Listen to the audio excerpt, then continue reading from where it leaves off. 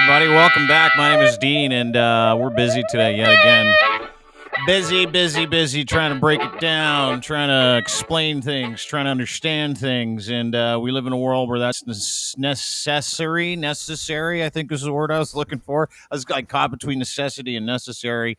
But either way, we're back, and happy to have everybody here as well. Please welcome James DiFiore from Blackball, the podcast, Lachlan Cross from 95.7 Cruise FM, and a real fucking trucker. Adam Sanderson, ladies and gentlemen. Adam Sanderson. Let's hear it for the truckers, real ones. Sorry, but I'm just a little excited because, like, if theater is as important as education, and we saw this weekend how it was, to have you here, Adam, is a big deal. How are you? Thanks for doing this. I'm really good. How are you guys? Yeah, excellent. We're great. Excellent. We're great. We got a bit of a delay here, so we're going to work with it. We'll just allow a little bit of time before and after questions when we talk to Adam. But let's just fucking get into it, because there's no point in us dicking around and going, so what do you think? What do you think? But as a trucker and the owner-operator of a large trucking company here in this beautiful country out of Ontario, give me your thoughts on the appropriation of your entire industry by a whole bunch of fucking degenerates. I was telling Locke, I don't really understand why they're upset, because COVID has literally been the best thing for my business. I mean, the demand for my supply hasn't been greater. And I think that is for everyone as well, because if you got it, a truck brought it, right? And everyone's at home ordering stuff online and needing groceries delivered and spending all their money on Amazon, and I don't understand. I don't know why these truck drivers have anything to complain about. Well, first of all, are they truck drivers? You're a trucker. How many truckers do you know, legitimate truck drivers that are like, yeah, this is a great thing, let's go? I asked my brother, I'm like, what would have to go through your mind to be like, let's go to Ottawa and cause all these problems? Like, let's just join the convoy. I couldn't understand why people would want to do that. Mm-hmm. And it's because they have no job, they have no life, and they've got nothing to do. It's an anti-vaxxer rally is what it is. And unfortunately, they've dragged your business into it to try to make some kind of a point. Yeah, did that bother you at all over the past, 5 days, maybe 2 weeks? When did you start hearing about it too? Obviously this is a big issue for you guys, because you've been legitimately hijacked. Your careers, your reputations, your jobs have been hijacked by a bunch of racists. I think the general population of the educated people see through them, and I don't think I'm overly affected by it in that regard. Plus, I'm out every day working, and I'm not in a convoy throwing my own shit out a window. So, I'm still doing my job. I'm still catering to my clientele and getting the job done. Mm-hmm.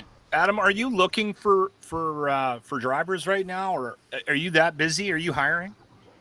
Yeah, but all the good truckers have jobs, and all the bad ones are in Ottawa.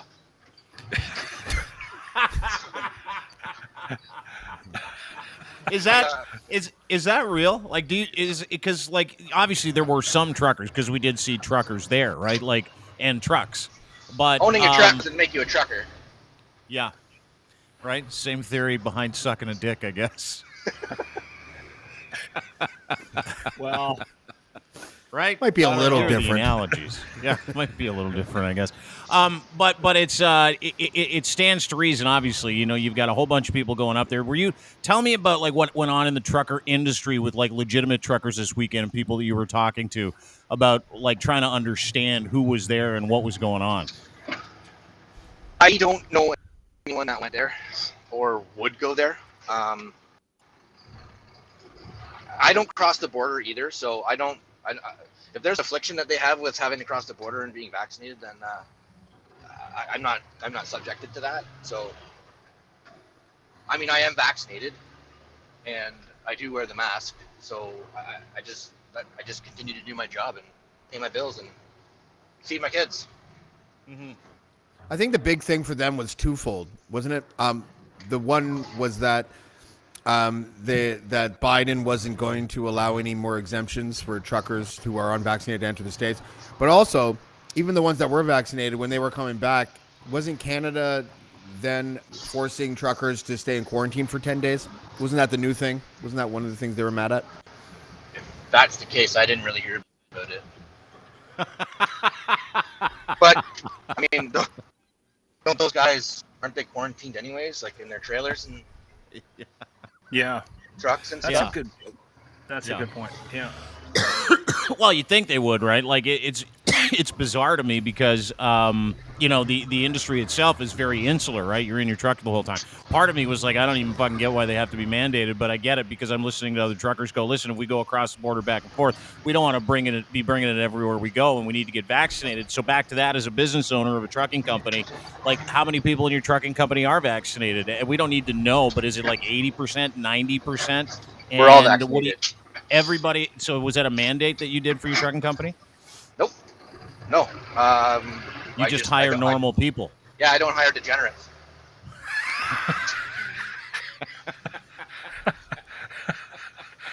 Adam, the one thing that sort of precipitated this, or it was used as kind of a, I don't know, a reason for it was this concern about the supply chain, and I know there are elements of supply chain issues in North America, largely at the ports, not only in Vancouver but also on the West Coast in Los Angeles. Do you guys are you seeing any supply chain issues directly related to what you do and what you carry out, the jobs you carry out? No, because other than fuel and the price of steel to build containers and stuff, yeah, garbage. Everything has gone up, but I mean, I don't rely on stuff being brought to me by the truckload. I take stuff away from job sites and dump it in landfill. Did it make you angry that the yellow vest was dubbed as a racist piece of clothing? No, because that's just stupid. Yeah, it is stupid. I like this guy. So, does that mean? Well, it is does that stupid. mean like, That's why I'm saying like it's stupid that it happened. are you It's talking stupid about that everyone in the yellow vest this was racist. vest? I am. Like this? Yeah.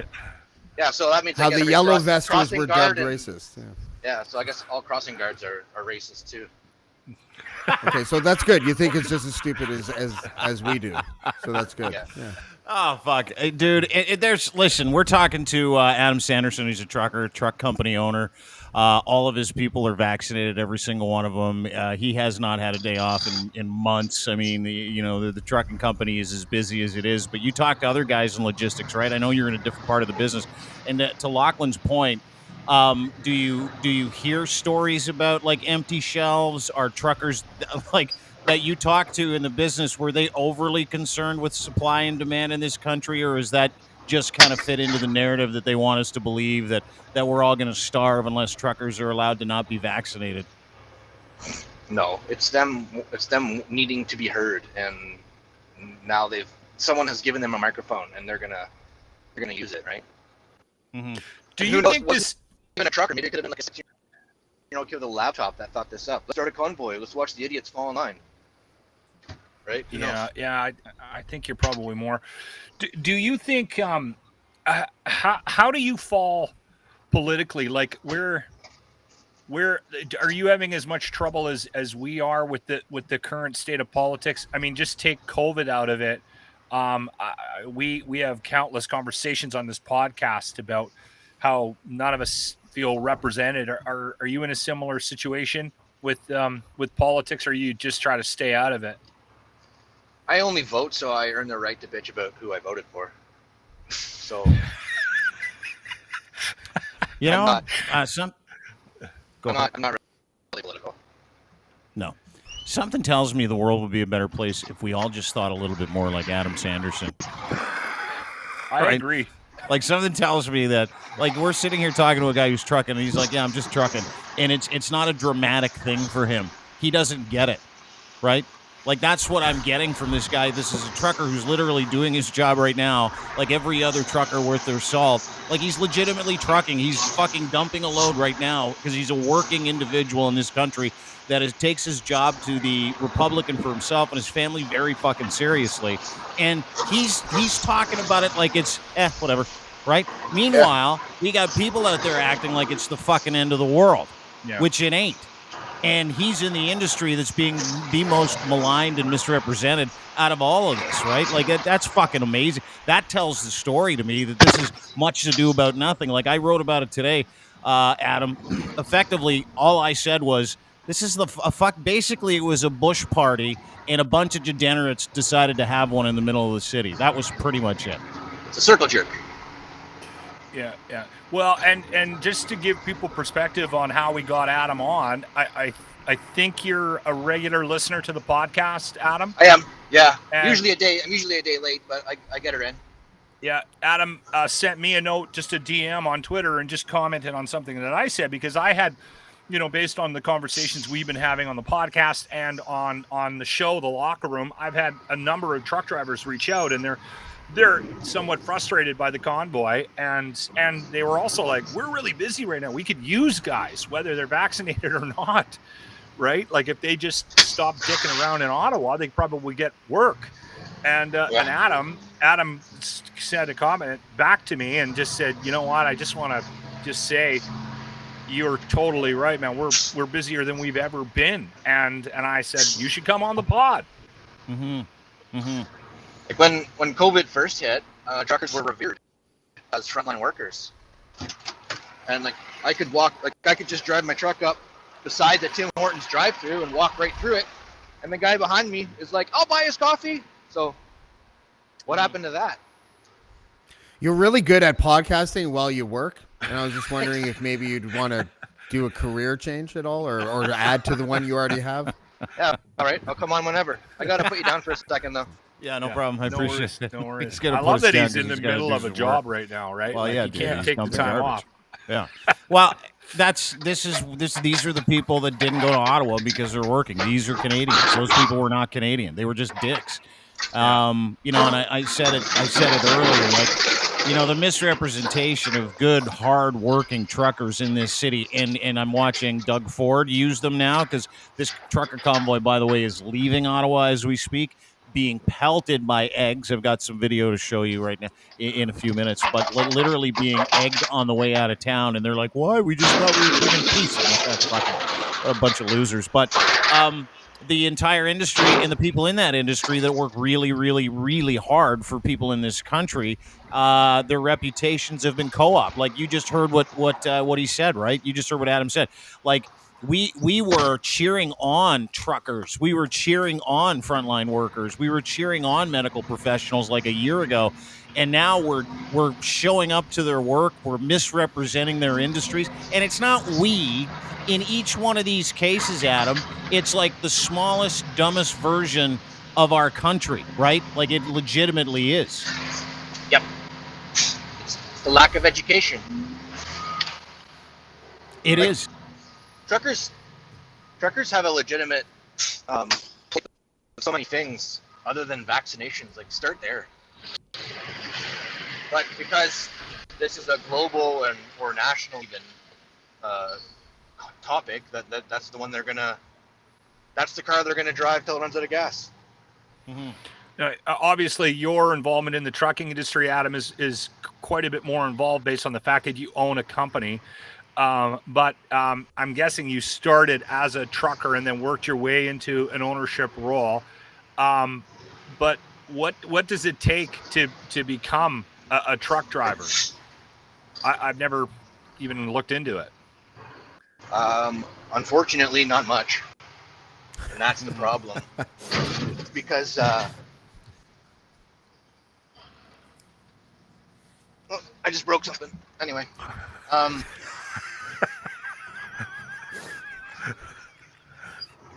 It's okay. Not much, because too many inexperienced people are getting their license. So. Is that a real problem in Canada and the United States? Guys on the roads that shouldn't be on the roads?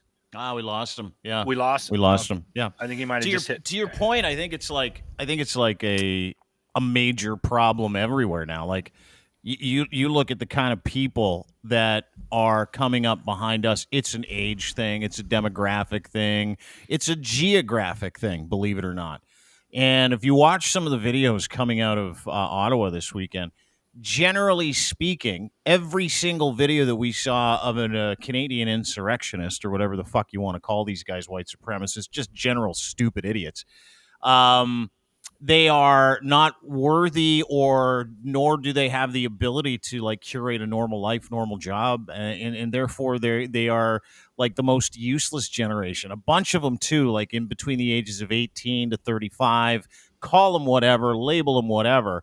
It seems like there was a real young contingent there. It seemed like the older they got, the more they were just kind of like degenerate dudes from like rural parts of the country that just kind of showed up because they don't like being told what to do. Like it is if you look at the demographic of the cross section, I mean, everybody that showed up there were more people there to party than there were truckers, right? And this was billed for weeks out as a rally to help out the trucking industry to the point where they've raised over $8.5 million for these poor guys. And we just sat there listening to Adam go, yeah, there's nobody in this industry that's hard at it. How do you feel about the $8.5 million they raised for you, Adam? And when do you get some of that? I'll never see it. Apparently it's fraudulent, so I don't want it anyways. I'll just continue to work for it. Yeah. It's actually 10 million now, by the way. The is it 10 million? The good news is that the folks in Ottawa will be able to use that money to pay for lodging and food and things so that they can continue their fight for our freedoms. They should use it to clean They up the mess raised more left. money. What's that, Adam? What'd you say? They should use it to clean up the mess they probably left. Well, pay for the policing costs and They raised more money than all political parties combined did in the last quarter. Wow. And are we wondering why they misrepresented truckers and why they came after this man's industry? Like, are we wondering why? Anyway, listen, Adam, if you could to watch that money and see what happens with it. Yeah. Oh, I've got a story about that coming up in a second. They can't find a lot of it. So Adam, I know you're busy working, and we'll let you go. If you could say anything to the organizers of this rally that bogeyed your career and your reputation, what would you say? Just go back to work, man. Good job. Or you know what? No, get an education, because that's where it all starts. Yeah. Yeah. That's a good are truckers highly, like, do they have lots of degrees? I do. Yeah? I have an English degree, so. Yeah. Oh, there you go. Yeah, there are a lot of very bright people that are in that business because it's a pretty lucrative business, and you got to be smart to know where the gap is to be able to make some money, and this guy clearly gets it, right? In a time where you're making a bunch of money, and in a time where it's difficult to actually operate, I want to thank you for your business. I want to thank you for doing your business throughout all this bullshit, and I want to apologize on behalf of Canadians for whatever it was that those guys decided they wanted to represent in the city of Ottawa. And to a man, everybody on this thing, we appreciate you. We thank you for being here, and we love our truckers, and those weren't truckers. Thanks, brother. Thank you for having me. Anytime. That was great. Thanks for reaching out. That's Adam Sanderson. He is a truck company owner who indeed knows what we've been telling you for a long period of time. This is bullshit. I want to say I'm a high school graduate, so I wasn't making any knock on the trucking industry. I just didn't know what kind of education one would need to be a trucker. But no, it was not a knock. I got a radio diploma. I have a high school diploma. Like, well, who am I to castigate anybody down for their education? Yeah. I got a 2-year diploma from BCIT. Yeah. Congratulations. But I want to get back to this, and I want to get back to it because I found it interesting. We talked about the money. I don't know if you guys know this, but Glenn appears to have taken off with it. This is from one of the Trucker Convoy's group chats.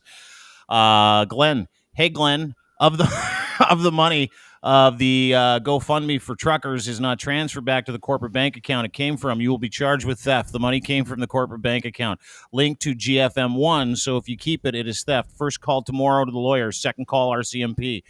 Glenn replies, I didn't have any intention of keeping the money, and it shouldn't have been put in my account in the first place. You guys fucked it up. And then whoever was like, you got to return it. And it was funny because I started to follow this thread of the money that's been missing from this account, and it made me laugh my ass off. I don't know. Yeah, who are these people? Well, if you're from out west, like one in 5 chance your name's Glenn. Give the money back. I'm going to do some source checking on this screenshot, but Glenn, we know it was you. But Pat King, you guys know who Pat King is? He lives in your neighborhood, Locke. Yeah. Noted fucking racist, white supremacist, just a sweaty, fat fuck. And he's a manipulative fuck, and he's a useless piece of shit. And he's in Ottawa, and he let it slip that people are starting to fall off. One of the organizers now has COVID, and Tamara Litch, who set this whole thing up, no one can find her, and she's gone with the money. Oh, Chris, okay. I just saw Chris tonight. I seen him in the war room. I seen in the command room that we were doing some logistics with. He is not feeling well. Tamara is MIA. We don't know where she is, what she's doing, what's going on. So we'll let the big dogs take over here. We'll let the big dogs take over, and we'll do all the logistics and coordinating. You don't want to be present, you don't want to get back to your people, then fine, we'll just take over and wait till you can.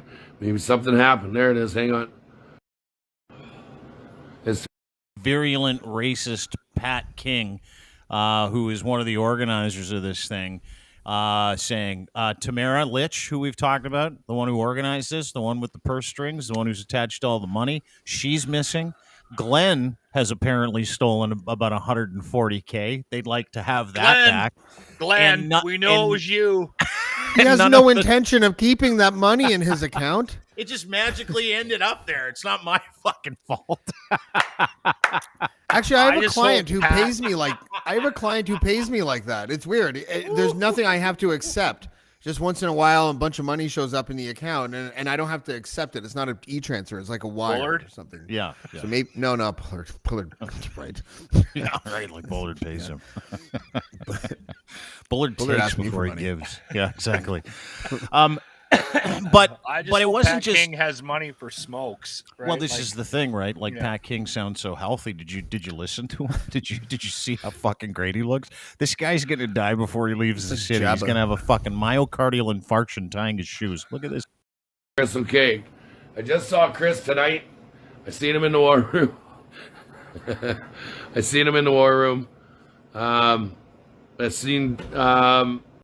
Can you imagine having him in your war room?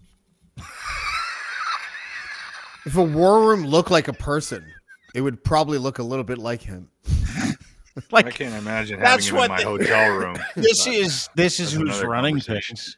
This is like also, legitimately who's running shit. Is it a wonder that we didn't see anybody who could string a sentence together, talk about why the fuck they were there? Like, Jesus Christ. In Tamara's defense, maybe and the other person, maybe they just don't want to really talk to Pat. maybe everything's fine. They didn't steal shit. They just don't want to talk to Pat. Be on to something, James. You actually might be. Tamara is MIA. We don't know where she is, what she's doing, what's going on. I'm guessing Tamara took a whiff of Pat on his way by in those sweet parachute pants, and got a hork of his fucking greasy hair on the way by, and just smelled like Du Maurier and unemployment and ass and there's anus, a touch of ass, and then went like this. Let's just pretend I'm missing. Yeah. And you know that smell when you pull something out of your teeth that's been up there for a while? That smell too. Yeah. Or that smell from where you go behind your ear and you rub and you're like, I wonder how that smells. And you take a whiff and you're like, that smells like asshole and Pat King. It's that smell. Yeah, it's or the same belly button. He looks when you kind of looks like when you yank something out of your belly button. That smell. And he I looks pulled like some John. juicy And he looks numbers out like of John Goodman's bastard, doesn't he? Kind of. He does. He does. Yeah. He looks like a roadie for the Steve Miller band too. This is the guy, and Like, I bet folks, he knows every word to the Joker. he's but for sure. I'm a midnight toker. Yeah. Or it's just Russell Crowe. You never This know. guy, yeah, it does look like him too. He's got the nose. He's buddies with a guy named Jeff Ballingall. Jeff Ballingall is Aaron O'Toole's right hand cat. So this is a racist, a known racist, known to the police as a domestic terrorist and a domestic extremist, and he's taken over you guys. You just heard him. So we'll let the big dogs take over. There you go. You're taking over. We'll let the big dogs take over. Right. Right. So what is it when a racist takes over a parade of racists that they were trying to not call a racist parade? So I know. A racist parade. So they're going to Toronto now? Is that the next plan? I think so. That's my understanding. I have it on good authority that, this is the thing they did. The Convoy for Freedom is now going to Toronto Saturday, February 5th. Rollout by 11 a.m. They're already gone. Cruise to Queen's Park by 12 p.m. Meeting at 95 First Street, Orangeville, and Vaughan Mills, just all around the city. And it was created by this guy at Leighton Design, so I'm going to get him later. But this is legitimately sponsored by Fat Farm Car Meats, or it says it is. Like, Fat Farm is sponsoring a domestic extremist event. And The clothing company? I don't know how... I don't know how these guys throwing that on there, Dean. Listen, Toronto's a different city. No, dude, this is real. I checked into it. Toronto's a different city. Like, Toronto is one of those cities where we're so intent on making it to the office, we will stab you on the way there if you get in our way. And we don't like it when people get in our way in the city of Toronto because this place moves so fucking fast and people are so disconnected from reality in the city. Yeah. And here's the thing. That is the most important thing to people that are commuting downtown Toronto, people that are driving around the city. It's, can I get to where I need to go? In Ottawa, very different. Ottawa's the town that love and fun forgot. So everybody was like, oh, we'll just stay home because this is what we do anyway. It's the most boring city. Toronto ain't like that. We're not built to fucking withstand this kind of stuff and go, no problem, let them roll through, go to Queen's Park. Like, we have a premier that will allow it. We have a premier that's probably welcoming it because his daughter's legitimately fucking crazy. And she's in full on QAnon, but he did sort of say, "Hey, go home." We should say that out loud, right? I saw. He didn't say that. He said I didn't like the Nazi imagery, but you're allowed to protest. He didn't say go home. I didn't see him say go home. Maybe he did. I think he did say something like, "Hey, we gotta let." Maybe he didn't say go home specifically, but he said we gotta let the Ottawa residents who work hard and are just trying to make a living, we got to let them get back to work. You made your point. So I think in a roundabout way, that's the message I got. And again, I know that Doug Ford is a lot like Justin Trudeau for a lot of people. Like I can't even I can't even see his face. Like as soon as see his face on TV, just in terms, friends. Just in terms of hatred, I get just like my blood pressure goes up immediately just seeing and hearing his voice, like seeing his face, and so I know there's a lot of that in Ontario right now. Well, there's a lot of that with all politicians. So, do you have any idea how much like traffic this is going to cause with like clogging up all those locations? And then those locations and all of them having the same point B to Queen's Park from all angles of that is going to fuck up people's days. They are not going to be happy. Everyone is going to be like, "Fuck you, truckers," or whatever convoy. And Toronto has a business elite unlike Ottawa. So and they're all connected to Dougie, and I know this because I know lots of them, and they have told him, I'm going to work at this time, and I'm coming back at this time. And if you don't take care of it so I can do that for my family and for 4,000 people that work for me, you will not be getting a donation from me. That is how this works. So, if you are one of those guys, and I'm appealing to your kinder, better angel right now, phone Dougie. Tell them to divert these idiots to Downsview Park. Tell them to bring Krista, put her on the end of a fishing rod in lingerie, and haul these lunatics down Downsview. And when they get out, say, "Welcome to downtown." Go to the gate and close it, and we'll have a zoo experience. The world's first legitimate human zoo, where we can all go and pay money to look at degenerates that don't believe in science or like their fucking neighbors or have an understanding of how fucking Canada works. That's what I think we should do. Because barring that, these guys are not going to be welcome in the city. And I don't care how big their fucking truck is. To James's point, we don't like being inconvenienced because just getting around a city like this is you need like a fucking PhD in civics.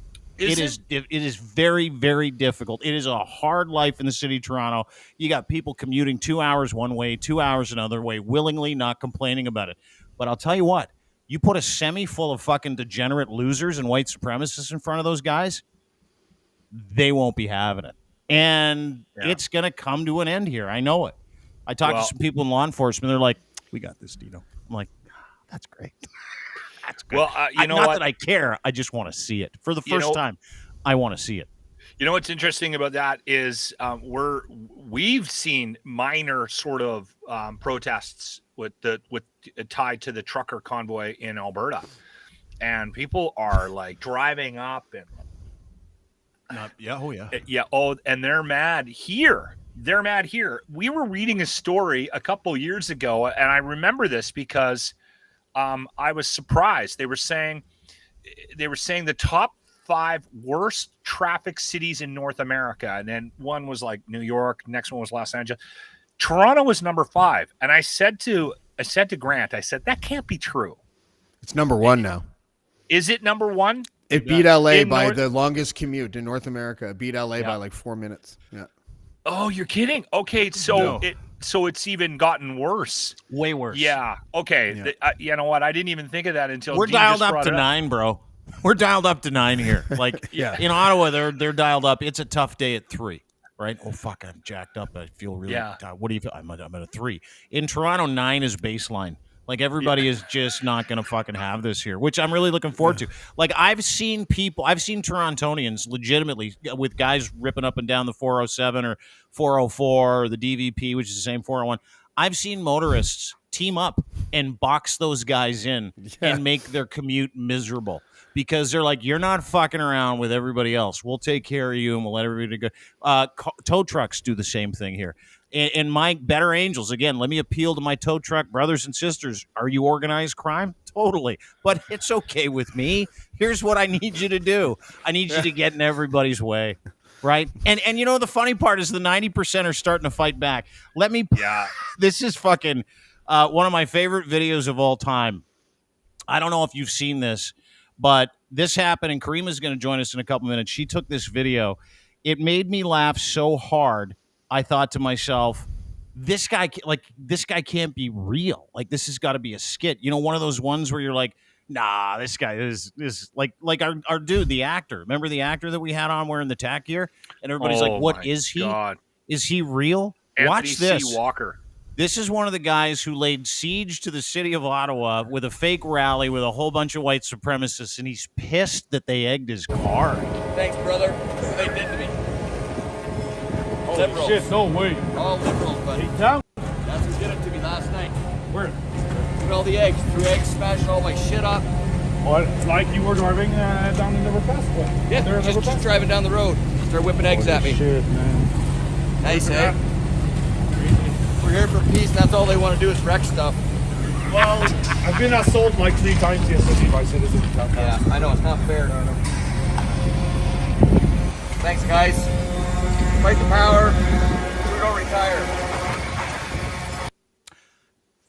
We're tired of it. Dude, every single truck that's leaving that city making its way to Toronto today, I was talking to somebody that's kind of watching the caravan. It's like, it's egg city. You can't find eggs in Ottawa right now.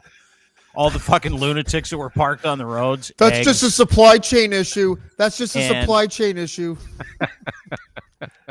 Oh, good for them. Good for them. Did you hear this guy? He's like, can you believe it? We're here for peace, and that's all they want to do is wreck stuff. You're here for peace. All you want to do is wreck stuff. You're here for peace. Did I just fucking hear that for real? Are you guys listening to him? We're here for peace. All you want to do is wreck stuff. I like shitting. I like shitting on them as much. I don't think I like shitting on them as much as you do, but I love it. Not quite as much. No, I don't know if anybody enjoys it as much as Dean does. No, Dean really. Dean, this is like your masturbatory session of the day. It's just the greatest ever. But like, do it all I don't morning. mean that literally. But I'm like, they were nonviolent. Like, it's very difficult for me to be like, fuck these Oh, they didn't do anything wrong, really. Like, they didn't They were noisy and they disrupted. There were no crimes really committed. There were any arrests. Can I ask statue shits? Can I ask you a question? Somebody gets. How many people did this guy prevent from getting to work? How many people did he and his friends prevent from going to see their families at night? Like, how many vaccine clinics were closed because of this? The answer is all of them. All of them. Schools have been closed because of this guy. And he's like, I can't believe I got egged. We're here for peace, and that's all they want to do is wreck stuff. Dude, you want to bring down a fucking country. He came there. He went to Ottawa to make to take over the country. And he's like, can't believe they egged my car.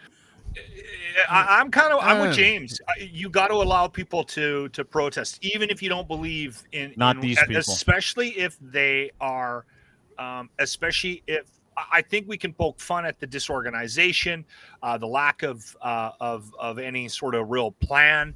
I think sadly the GoFundMe thing looks like it's going to end Glenn up in took the the money. Yeah, poor Glenn. Glenn took the money from the GoFundMe. I don't even think Glenn's guilty. I think he's a scapegoat.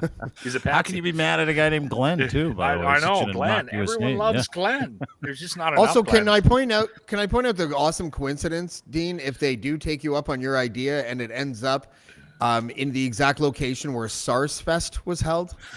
Yeah, it'd be great, wouldn't it? Over at Downsview Park. Amazing. We should start oh my God, we should spread a rumor. Well, you can't now because you're telling everybody what it is. No, don't worry. Okay. Can we encourage people to throw eggs at up? No, I mean, I don't think we can. I don't know. I don't think we can. There's some fine. There's some difficult waters to tread there, but yeah. Well, I've been thinking about going to the fridge. Me too. I'm glad our next guest is here. More of a host than a guest. She'll explain it to us. Caryma Saad is back, ladies and gentlemen. Yeah! Caryma Saad is back. Hi, everyone. You had a nice fresh shower. You look good. You look like you look like comfortable. You don't look like you've been walking around those empty the egg sea cartons behind you? Greasy losers. It wasn't me, I swear. How are you? I'm good. Yeah. I feel refreshed. I'm good. I can't hear honking where I'm at right now, so all is well. Yeah, no kidding. Well, you were at it for the last couple of days. We have some videos to play, obviously, leading with this guy. This is your video, right? You found this guy. I'm going to play this for you just because I love hearing him say it. I don't know why. The irony isn't lost on me. I think Locke and James are like way nicer than me, but like when you lay siege to a city and you destroy the fabric of how these people live, you shouldn't probably be super surprised and amazed when your fucking rig gets egged. You just shouldn't. Well, it's like you were driving down the Riverfest. Yeah, just driving down the road. Start whipping eggs at me. Shit, man. Nice, eh? We're here for peace, and that's all they want to do is wreck stuff. Well, now, Caryma, were they there for peace? I mean, some of them might have been, but I would say that the protest overall has been tainted by nooses, violent sort of rhetoric towards the prime minister, and this just assault on everyone's ears with the constant honking. And I'm not being facetious about the honking. It's actually really intense and very disorienting. And I've had people send me articles about how it's a tactic in war. It's a tactic that cults have used to kind of, as I say, disorient people. So that shouldn't be understated. And I think that those are all forms of violence, setting aside the fact that the key reason for being here is COVID denialism, which, is inherently violent as well, in part due to its close links to alt-right extremism. So peaceful is maybe not a word I would use to describe these protests. Yeah. Thank you. And you guys can eat it because that's two against two now. She's a lawyer, she and that was means there, we're so right that- and so you're we wrong. We would defer to the person who was there, obviously. But like, if you could okay. break it down, no. But I'm just curious. I'm curious because there were no violent like situations where people were getting the shit kicked out of each other, or hit with pipes, or shot, or stabbed. I mean, if that's the standard that we're using, then yes, I would agree. But and but I that's don't not the standard, disagree. Yeah, I don't go ahead. disagree with you guys saying that people should have a right to protest. I actually do think that is essential. I think that freedom of expression is fundamental, and that's why it's Section 2 of the Charter. And you know, it is especially important, in fact, where you disagree with someone. But you know, the question of violence, there was nothing as extreme as you've described, James. So that hasn't happened, at least to my knowledge, nothing that I've seen, and I hope it doesn't happen. But I think that violence comes in many forms. And, you know, the idea of it's beyond disrupting a city. Like the Rideau Center is closed again, and this would be the third day in a row. You know, bus routes that would ordinarily go down Wellington are being diverted. So this is really like throwing off people's sort of essential daily living. And yes, protests are meant to sort of make people uncomfortable and are meant to be disruptive, right? That's the whole idea. Otherwise, what's the point of protesting? But how do we draw these lines? I think that is sort of the ever-present question. And what I've seen here, you know, I don't think sort of passes the smell test.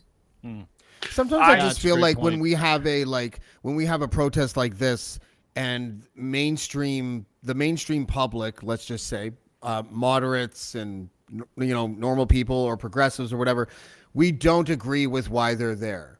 And so therefore the things that they do while they're there, doing things on behalf of an issue that we don't agree with, seems a lot worse than when it's someone who is there for reasons that we want them to be there. So when I see a noose, I think, well, that's fucking ridiculous. That is, some people would say that's a form of violence. I would say that's just a repugnant image.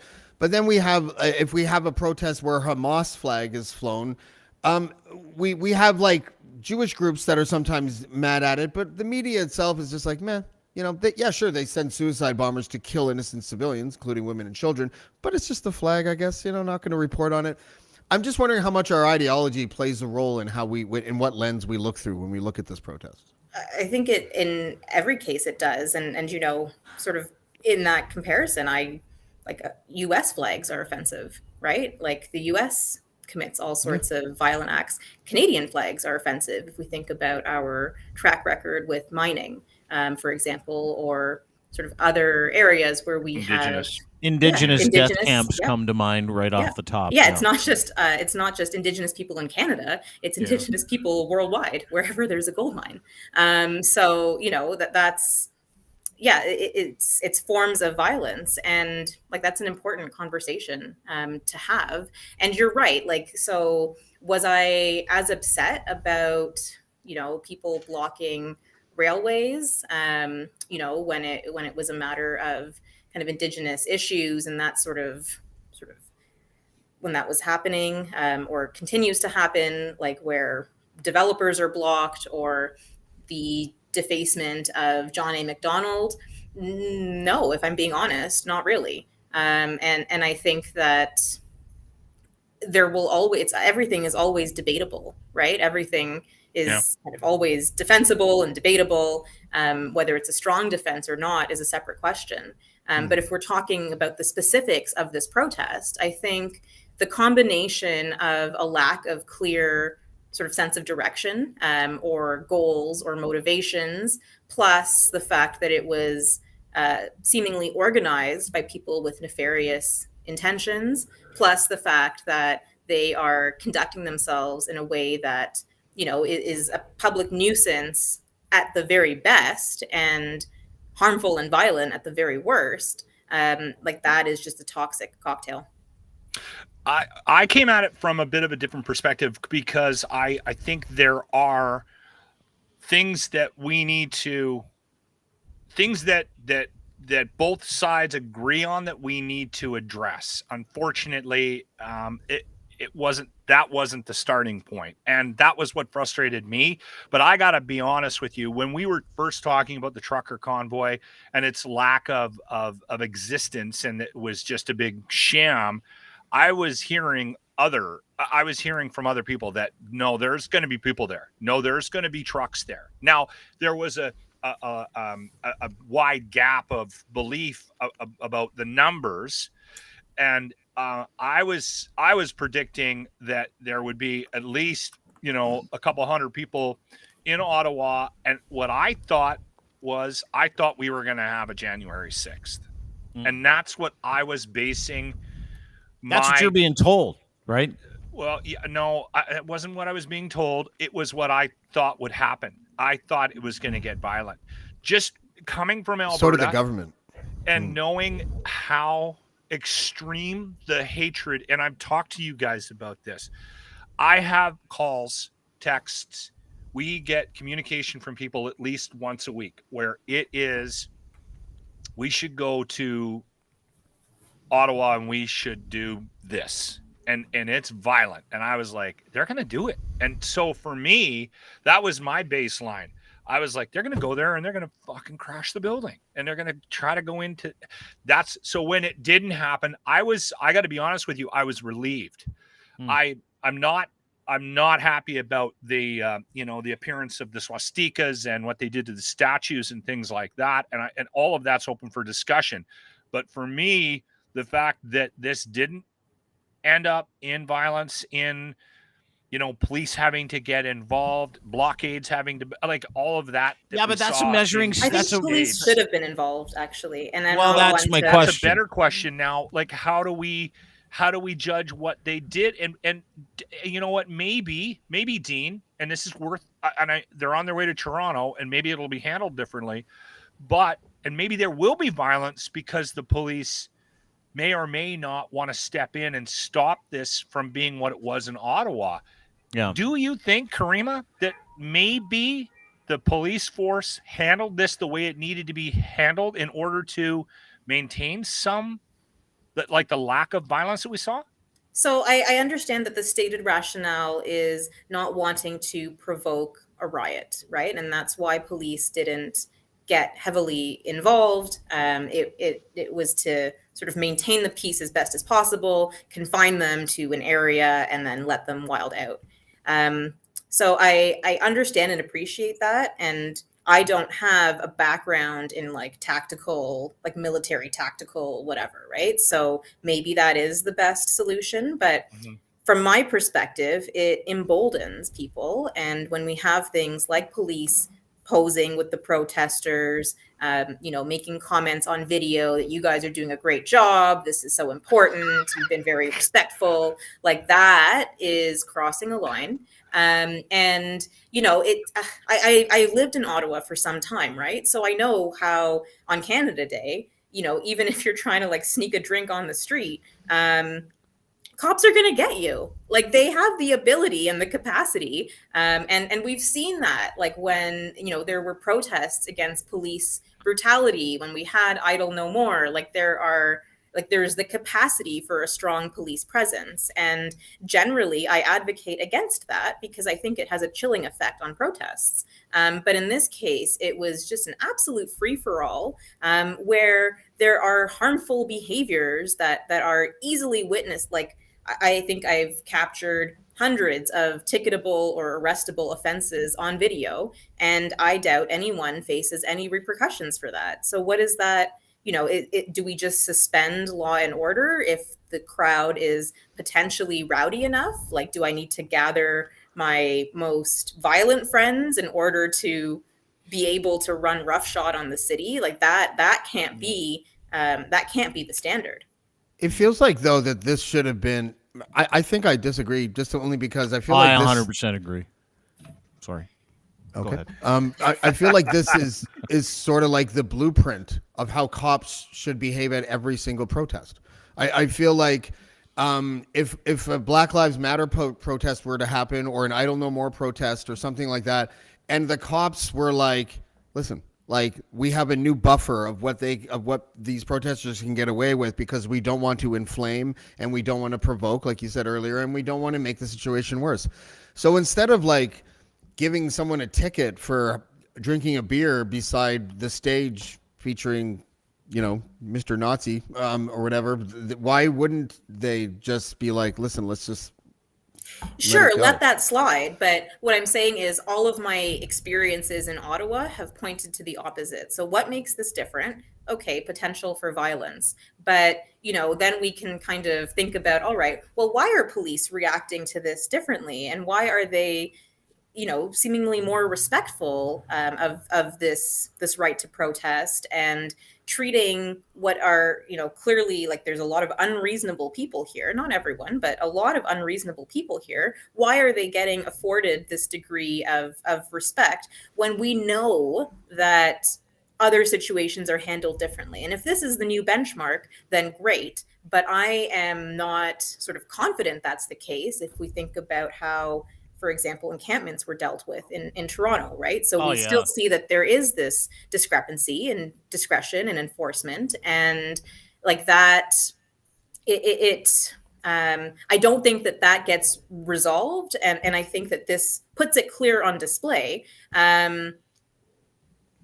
I have a question. I have a question for you though, because you talked about encampments, and people were sending around pictures like, the dumb people that we're talking about, the extremists that, when the guys that tweet back when you're like, hey guys, what you're doing is stupid. They're like, you want to have sex with Trudeau, and you're like, oh, for fuck's sakes, here we go. I'm a big Trudeau guy, or you just hate freedom. Those people, like. One of the things that I got out of that this weekend was that maybe it's just a difference in policing, right? Because I watched cops in Ottawa like join in the fun. I mean, this is one of the great pictures that came out of it. To be honest with you, these guys that are posing with an anti-vaxxer and then so part of me was like, okay, this is self-preservation for Ottawa police a little bit. Maybe they've been told, hey, you know what? Don't entertain these people. Don't get involved with them. But maybe just policing is different in Ottawa, because and to my point where I said to you guys, listen, the convoy is coming to Toronto next. We don't take kindly to that. Like last summer, we beat the shit out of 200 homeless people and a bunch of advocates. Like cops came in with riot gear and literally beat the shit out of people at a homeless encampment to get them out of there. Yeah, for the majority of 2021, cops were escorting anti-vaxxers around the city and allowing them to get into altercations with passersby and telling the public, hey, move along, they have a right to protest. Right. So they are picking a side. And, whether that is a directive, whether it is instinct and they sympathize more or relate more to these protesters. Do you think it's just in the culture of law enforcement, or do you think these are directives that are handed down? Because we've seen a lot of that. We've seen a lot of hands off, and almost you're permitting it, so you're promoting it, right? I mean, if we're going to call a spade, bunch of Nazis and racists show up to this thing this weekend, and everybody's like, well, they're not with us. They just understand the same things. Well, fuck, if there's one racist at your party and you let him stay, you got a racist party, you dumb fucks. So is it the same thing? It's how danger is perceived, right? And it goes to subconscious bias. Who is perceived as dangerous? Who is perceived as not really a threat, right? Not really a threat. This isn't really a big deal. Just let them honk their horns, let them, party in the streets. It's not a big deal. But it would be a big deal if they look different. And that's the bottom line. After George Floyd, we had a ban on outdoor protests and Black Lives Matter protests, and there was no incident at that protest. And there were some people, and I was one of them, who was like, well, wait a second, why can't we have a barbecue with Aunt Debbie and Uncle Bill, but we can gather in hundreds? And people were like, shut the fuck up, don't be a racist. And I was like, okay, fine, fuck it. And there seemed to be sort of like a philosophy that that being less policey was a better idea. And from what I remember hearing, and Jonathan Kay is a great source on this, because he was doing like data on super spreading events back when it mattered. And one of them was because cops were being trained, and so were some retail workers and grocery store employees, that if a maskless person, for example, comes into your store, don't get into an altercation with them because that would make your chances of getting the virus increase. So at super spreader events, there was the same kind of concept. It was like, listen, we don't want everyone, like they're going to be shouting slogans and stuff. Some of them are wearing masks and that's great. But we don't want any altercations, some close quarter altercations to happen because we don't know how this thing spreads. Maybe that was a good thing. And maybe it's still a good thing, not because of the spreading, but because look at all the nonviolent protests that we've had since this has started, since this pandemic has begun. I think that's these are the most successful string of protests in our history. Can Caryma's got to go because she's got to do an antiquated radio program. So thank you. Buy eggs. She's got to go buy eggs. Quit living in the past, Caryma. Appreciate you, Caryma. Stay safe. Can't wait for you to come back. You're there for a couple more days? Yeah, I think I'm going to extend my stay, see what happens. Nothing. And well, hopefully not. Hopefully nothing too eventful. Still there, right? There's still some. There's still some. There's still about 1,000 people in the streets. Yeah. Okay. Yeah. Less than. No, sorry. Maybe anywhere between a few hundred to 1,000, depending on the time of day. What was it at its highest? 4,000. Heard today 4, the number was 4,000. Yeah. Okay. Yeah. Anyway, we'll talk soon. Thanks, guys. Appreciate you. Talk to you Good soon. to see you, Ladies and gentlemen. Yeah, 4,000 was the official number. To the point where I did a little photo. Just threw this out there. This was like at about 4:30 in the afternoon when things were really cooking on Saturday, when everybody was supposed to be at Parliament Hill. This is the aerial shot of it of 1.4 million people. That looks like Trump's inauguration. That's still that's still a lot more than I thought. Well, I thought there'd be about 1,000 people there, and like 100 trucks kind of thing. That was what I was thinking. I knew there would be some kind of a gathering when this thing was all going down. So I was surprised, and I got to tell you, I thought for sure. Like I woke up Sunday morning, I was like, all right. Like, let's tune into the carnage. And there was nothing. So I was kind of shocked. Well, at least when it comes to Toronto, Ted Nugent's going to be playing that night at Downsview. So that's good. Right, guys? Yeah. Is he? No. Yeah, he's playing at Downsview. No, he's not. Coming just for this on Saturday. No, he's not. That's what they think. This is the Lululemon yoga sit-in 2 years ago on Parliament Hill. There were more people at doing yoga in the park than there were at the White Power rally, legitimately, 2 years ago. There were 4,000 people there. That is peak idiocy right there, and there's max 4,000 people, according to everybody that was around and did some estimating, estimators, like those estimators, they did that. That is all it was, guys. I hate to break it to you. I know we have a problem with misinformation and disinformation. This was nothing more than reject theater. That's all it was. That's all it was. It was reject theater. And you know what? MSM and them want to have a conversation about why aren't we listening? Because we don't negotiate with terrorists. We don't. I don't. That's why it's really easy for me to call these people what they are. And if the 90% grew some nuts or some vaginas, whatever you consider stronger, and said that, for sure, we would be in a very different place, right? Like a very fucking different place. It is impossible for people to want to wade into this war. And it's not even a war. And it dawned on me today. This is theatrical. Nothing happened. Everything that we said wasn't going to happen didn't. Because these guys are losers, man. They're just fucking degenerates. Like, Pat King is in charge of this. We just played a video of him coughing through COPD, and I think he's like 25. I bet you 70% of the people that protested don't even know who that guy is, though. Probably not. But he's the organizer, so it's a racist convention. Who he was. I have a question for you, and this is there's no right answer, because I don't want to vilify the police for how they handled it, because I'm kind of with James. I think maybe the way they handled it, Dean, and it's worth discussing, maybe the way they handled it actually led to it being a peaceful demonstration. Let's say they were a little bit more forceful in their attempt to confine the protest, keep it on one street so that it limited the impact on the city itself. Let's say they started to ticket guys for drinking in public or peeing in public or whatever. Let's say there was more police presence. Do you think that this could have potentially had some violence if the police were a little bit more involved in controlling the situation?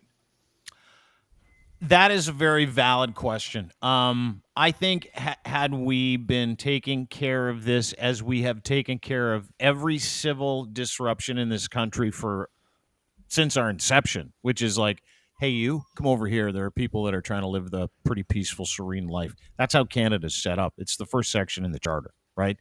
We abandoned that during the pandemic because we were afraid. Like, if you want my honest opinion, I think my name to that. We as human beings became afraid of the 10% and didn't want to engage with them, and so we just kind of let them run roughshod. I know that's what Trudeau did, and to a point, he's hugely responsible for this because of his laissez-faire attitude and his fucking wokeness and all the other bullshit that comes with it. Like they're literally, this group is it's all about how much they hate his fucking guts, and they've got an ally in Tucker Carlson and Theo Fleury. I want to play you this, and then I'm going to put up a Theo Fleury tweet from yesterday, which we've rightfully ratioed. This is from Tucker Carlson's show, and he's right. This is he's right about Trudeau, and I want you to look at all the different pictures that they use to literally paint Justin Trudeau like the ineffective, weak leader he actually is. He's a drama and I teacher. Truly believe that. Drama. We all do. And it's so self-evident in Tucker Carlson from Fox News last night. These guys are riding the fuck Canada train, which is actually funny because it's Tucker Carlson. I mean, fuck, I could bend this guy over like a pretzel in 2 seconds. It doesn't, he's so fucking stupid and void of humanity. And he's such a pussy. I could legitimately base him with a 5-minute conversation. That's how dumb he is. But he hides behind a camera and he takes shots at people, and he's a fucking degenerate. He hates his own country and he hates democracy. Anyway, he's got a friend in Theo Fleury. We'll get to that in a second. This is his Where's Trudeau done like Where's Waldo yourself. piece. In a democracy, you should know where the head of state is, right? Don't you have a right if you're a voter? Shouldn't Canadians have a right to know where he is? Yeah, but it doesn't matter because Justin Trudeau can hide anywhere. He's a master of disguise. Any place in the world, Justin Trudeau could blend in and you'd never know it was him. And to prove it, we're going to show you a series of photographs right now. All of them are real, and all of them depict the Canadian Prime Minister, Justin Trudeau. Watch this. So here he is, looking very much not like a French Canadian, looking pretty dark, actually. This is an Arabian Night-themed gathering. Like he was a high school teacher. Oh, he's got blackface on. Interesting. And here he is, blending in convincingly as a Bollywood star in India. Hands grasped together in reverence and prayer. Here he is, flanked by his new countrymen. They have no idea they're in the presence of a Canadian politician. That's how convincing Justin Trudeau is when he decides to play dress up. They think he's one of them. I love samosas, Justin says. We do too, say the Indians. They have no idea. They're talking to a Canadian. But when he's not fooling people in India, he's fooling Native Americans. And yes, there is a difference, bigot. Not all Indians are the same. Here's Justin Trudeau wearing the traditional headdress of one of Canada's many indigenous tribes. Like the Aztecs of yore, Justin Trudeau will rip your heart out, ladies. And yet, what's this? Is that Clark Kent of Superman fame? No, once again, it's just Justin Trudeau. He can impersonate fictional characters. Here he is looking like a stranded pilot in the desert from one of the Star Wars movies. He could literally be hiding on a soundstage in Hollywood as we speak. He could even be on a ranch, as these pictures demonstrate. Oh my God! Look at that hat. He should be a teacher in Degrassi High. He nailed it. I mean, you know, one of the things that people are sending around because they fucking hate him so much are all these pictures of him getting dressed up. The ultimate Canadian actor ever, Ultimate Edition, Islamicist. I didn't know there was this many. Dude, he is literally treated his prime ministerial duties like it's a fucking like it's like a summer stock show at a local theater. Like I think he dresses up more than Jimmy does. Like half of those are from before he was prime minister. I'm just sort of scanning them now, but yeah. Most prolific Canadian actor ever. That is hilarious. So my point is this: is that like we're embarrassed by him too, right? Like I think his hiding over the weekend did nothing for this country. I actually agreed with what he said. Like the people that came to Ottawa just believed a fucking lie, dude. We've been saying that forever. Like my politics are zero, so I am totally cool saying I am absolutely lockstep with what this guy said the other day when he stumped. But we have a fucking major problem with the prime minister of this country. Yeah, because this is embarrassment. This is weak leadership that we're seeing right now, and we've seen it time and time again. Doesn't matter what he says, but like every time he does anything, we go back to the Rolodex of dumb fucking people he portrayed over the past 30 years of his life, because he's legitimately just a drama teacher who's been shoved into the prime ministerial role because he's good looking, right? And his last name's Trudeau. Yeah. If his name was Justin Smith, he'd still be prime minister. No. No.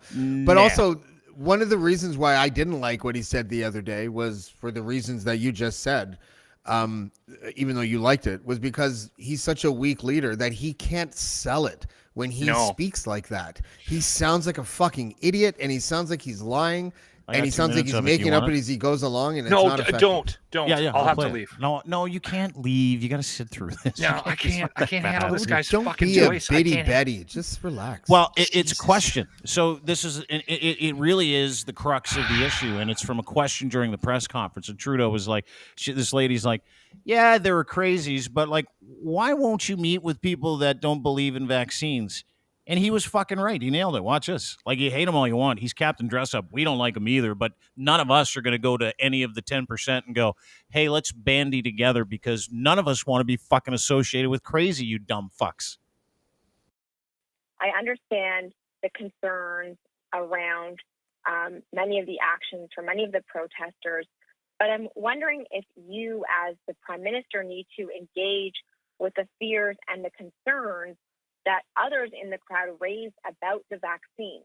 There seems to be a real concern for many of them about the safety of that vaccine, and I'm wondering if you are avoiding addressing that by only focusing on the much more hateful and nefarious elements of the protest this weekend. Marika, anyone who thinks that I haven't been talking about how safe vaccines are has been listening to everything I've been saying over the past 2 years. Vaccines are safe and effective. The way we get through this public health crisis, get back to the things we love, is by trusting science, by trusting the facts. Fact. I mean, dude, if it's someone not named Justin Trudeau said that had MD behind their name, you'd be like, sing it, brother, preach. Talk to me about the good stuff. But because it's him, we're like, fucking God. I don't know what it is. Like, but he didn't say anything, though. He just, all he did, she asked him a very specific question. And she asked him a very specific question. He didn't answer the question. So I don't know why that answer is a good answer. She was like, listen, you focused on the nefarious elements. Now, people have real concerns over the vaccine. Yeah, dude, what's wrong with engaging with them directly about their concerns? And instead of engaging with yeah, go ahead. All right. Forget it. Go ahead and continue. No, go ahead, please. I forget what I was going to say now, to be honest with you. So go ahead. Instead of engaging, he didn't engage? No, instead of engaging directly with that crowd, all he did was make a boilerplate statement and an ambiguous statement to all Canadians. What she was asking for is, listen, there are people that have specific kind of concerns. Whether or not they're misguided, that's fine. But instead of boilerplating them with yet another generic, ambiguous statement, maybe say like, look, I understand that you might have some concerns. I understand that these might be the reasons why you have concerns. But let me tell you that every qualified person believes that this is like that and like that. Instead, he gives a boilerplate answer, and we're all supposed to go, yes, what a great answer. And it's not. It's just not a great answer. My theory on that, if you want to solve the problem. Sorry, go ahead. No worries. My theory on that is that vaccines are safe, and that woman's just a dumb fuck trying to get a rise out of him. And I hate the guy. Like, she's asking a question that's been settled for years, 2 years, a year for sure. Vaccines. Why don't you talk to me? Because there's nothing to talk about. They're fucking safe. Take one But or that not. doesn't- What are but we that going to doesn't do? help the problem. Yeah, well, dude, you want to engage with the group that is still honking horns in Ottawa for fucking 4 days on their I probably would if I was the well, prime that minister. would be a lost cause because they're dumb. I don't think it would. I kind of Because- agree with Dean, James. It is. They're too That's fine. fucking stupid, too angry. I think we're too far past. They're delusional. They're delusional. Like people that are terra firma don't go and interrupt an entire city for a weekend because they don't want to get vaccinated. Fuck off. Okay, but have you just listen? I think it's important. We have to start playing devil's advocate sometimes because I think that we are very, very heavily loaded to one side, and I think that we dismiss entirely everybody that is on the other side, and I think it's a mistake. And the reason why is because I'll unpack quickly what I've talked about. 4 people over the weekend that are not vaccinated, and that aren't like. I think vaccines are going to put nanobots in my body, but they're not very keen on getting vaccinated. And the reasons that they give me, I tried to explain to them, oh, well, at that point, these were the facts. Oh, and then at that point, those facts changed to these facts. At that point, those facts changed. And you can go down the line from February 2020 until now, and there are like a dozen things that were gospel that are no longer true. And I know what's true now because it is a fluid situation. But I can completely understand why the average person doesn't understand why all these changes happened and where we are now and why that was true and now it isn't. It's not as easy as you think. And I'll tell you something. A lot of us think it's easy because we just go, okay. Every time something new happens, we just go, okay, because we have to believe the one side because they have the medicine. But we don't know anything. We just hope that they're telling the truth this time. Pretty broad statements because, like, I've really read as much as I can about this, and I talked to a whole bunch of doctors, and we do it here, and so that's a broad statement. I don't identify with it, but what I can tell you is this: is that the people that were in Ottawa this weekend are dumb fucks, and we all know that, and we've been down this road. And you can tell me that these guys just need to be heard. The science is settled. They don't believe in it. They want something else that legitimately 99.9% of the country does not want. You have 4,000 people show up in a country of fucking 35 million people go, we don't like this. Why would anybody entertain a conversation with those people? Because almost the rest of the world, almost the rest of the Western world has gotten rid of all the things that they want us to get rid of. We are like the last of the Mohicans. They don't want to be vaccinated. They don't want to wear masks. But we are like the last of the Mohicans when it comes to like the lockdowns and when it comes to the restrictions. I'm not talking about any of that shit, James. I'm not talking about it. I'm talking about fucking behavior.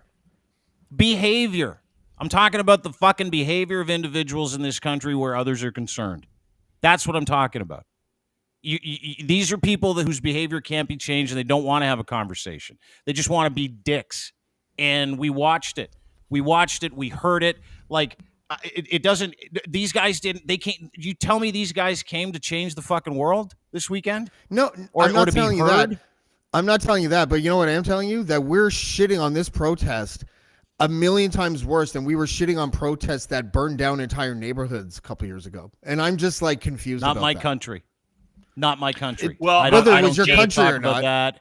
Let me jump in here. Like someone said to me the other day, and they tweeted me. They're like, "Oh, what do you think of? So you just hate protests? I guess you hate the Black Lives Matter protests, and I guess you hate all the other protests." Yeah, I fucking do. I absolutely do. I can't stand protests. I can't stand it when someone says, "Let's go and inconvenience a whole bunch of strangers just trying to make it happen in their lives that might be at the end of their ropes because we don't like something." I hate all protests, but when you insert a heavy dose of white supremacy into it, and when you make it a much more dangerous existence for people just trying to get by, not only do you have my attention, but I will give you all of it because I am Canadian. Like, personal freedom comes way after anything else in this conversation. These people think it's the most important thing. I don't. I think collective freedom, collective peace, collective serenity is important. If we're not good citizens of the Republic, we're useless individuals. We are. And I am here for you and this conversation as much as I am for Locke and that conversation. I am not listening to a group of people who think gridlock in Ottawa and taking over the Senate and they had a chance to hang the prime minister of this country. I am not listening to them, and I am really happy that Justin Trudeau didn't listen to them either. I really am. That's my take. Totally understand where you're coming from, though. And it's not it's not simpatico, but like it is in a box for me, and I think it's in a real box for a lot of other people too, who are like, you know what, I understand what's happening. They don't matter anymore. It's legitimately the self-creation of the victim class, the greatest own job I've ever seen. Sorry, Locke, I didn't mean to interrupt. No. I'm glad you went where you did. Listen, I think James hit on something that I've been struggling with a little bit with this convoy thing, is because we have been shitting on it hard, and I've injected, and I've even seen James do it a couple of times too. Like, they had the right to protest. They were peaceful. Like I mean, there is humor there, and it was easy to poke fun at some of that stuff, and a lot of the stupidity of this protest was highlighted, because that's what always happens. What James is saying is right, but where I think you're wrong is, I think that group of people represent such a small minority of the population, in my opinion, the extreme minority that are like maybe a little bit that got sucked into some QAnon belief structures, that are there purely for hatred, that probably lost their jobs because they were gonna anyway. The vaccine was just maybe the final straw, if we're being honest. And then they gather in Ottawa and they cause a commotion. I don't think, where Dean's right, James, you can't talk to that group. I think largely that group, you can't have a conversation with, a civil conversation with. They've got their talking points, they've got their narrative, and they're done. They're a lost cause. So any attempts from any political figures to inject themselves into that conversation, I think it's going to hurt them. It fucking ends Aaron Toole's career, in my opinion. I think any politician that promoted this as something that was viable, I think is in a lot of trouble, because I think that's how the 90% does speak up in this country. We remember Michael Cooper showing up at the Ledge on the weekend. We remember that. But James is right. I think there are some people that are not completely lost and have legitimate, and I keep fucking saying this, I've been saying it for a year, there are legitimate conversations we need to have about the mistakes that have been made during the pandemic. Unfortunately, we get bogged down in this shit. This is the shit we focus on, and then we spend an entire fucking week doing this, and we're not having the conversations that James is talking about. James, you're bringing it up for a reason, and I know why you're bringing it up. You want to have some level of balance here, but this is not the balance. The conversations you had were any of the people that you talked to that are not vaccinated, that have legitimate concerns, were they in Ottawa this weekend? Yeah, that's why they were there. Yeah, they were. So and you're saying that they're normal fucking people. The really confusing thing about it was exactly that. So one of my friends, his name's George. He wouldn't mind me saying his name. He's been left wing as far as I know. Like for he's never voted conservative. He's like liberal, NDP, or Green. That's the only people he's ever voted for. He is vaccinated. He has a vaccine passport. He went to Ottawa this weekend, and he was the one guy that told me that like he was there when the Terry Fox flag was put on his back, and he says, and he has no reason to lie to me, that when it actually happened, people were like, yeah, this is a really touching moment, because the iconic shot of Terry Fox running around with the flag on. And he's like, when he walked around, he was like, all he said he saw was like people being nice to each other. He wasn't ignoring racist conversations and just tolerating racism. He's like, they were like, you could see on the edges that they were like, he saw like a Nazi flag in the distance and an upside down flag over there. But he's like, it was like 98% not that. And I was like, and I argued with this guy on the phone, because I'm getting my information from reliable sources like Caryma and other places. And I was just like, you have to like convince me that there was like what you're talking about was like the actual, main theme. And he said that you could tell when people were doing their speeches on like that crane stage or whatever. He's like, because a religious person would go up and they might get a polite smattering of applause. And then somebody else would go up that was kind of nuts and they would get a polite smattering of applause. And then all of a sudden someone would go up and be like, guys, I'm just here because I think mandates are an affront to democracy. And that's when people would start cheering. So I was like, okay, so he made me look at this thing with a little bit of a new perspective. That's why it's hard for me to hear language like those people that were in Ottawa are fucking degenerates. Because I'm just like, I don't think that's the way we should be talking. Because that's not the way that we tolerate them talking about any other group. And so it's like, what are we doing? That's all I'm saying. Like, there has to be an end game where it doesn't end with bloodied streets. I appreciate that. And I would be more inclined to feel that way had one spokesperson that wasn't named Pat King or Tamara Litch or Chris Sky. Tamara Moneybags Litch. Like if if your buddy got up and did a speech and was like, the same thing. You know what? I got to tell you something. This is how I feel. Because if someone said to me, Dean, what's your take on mandates? I would say, I think we need them. I'm more comfortable with them. But if they don't exist, I'm triple vaccinated. I will still wear a mask and I take care of myself before anything else. Like if someone said to me, hey, Dean, what do you think about restrictions? I would say to them, I think they're ridiculous at this point. I think we've reached herd immunity. I would defer to other doctors at this point. But I think it should be, I think it should just legitimately be roll the dice. If you're vaccinated, see what's up. Because the people that are going to get hurt from this are the unvaccinated people. They'll still get the sickest. Like, that's the train that we're on, right? And it doesn't give me hope. Like, I don't want anybody to get sick. I really don't. But what I will say is that I agree with a lot of the things that these guys are talking about. It's the pain that they're causing along the way that is so fucking un-Canadian, that is so wrong. To be so preventative and so mean and such assholes about something that won't matter in 6 months. Like it won't. Like we're going to be at a point in 6 months from now, boys, and I really believe this, according to people that I've talked to, including Mubin yesterday. And I know he's like a counterterrorism expert. He's not like an infectious disease guy, but I have these conversations regularly.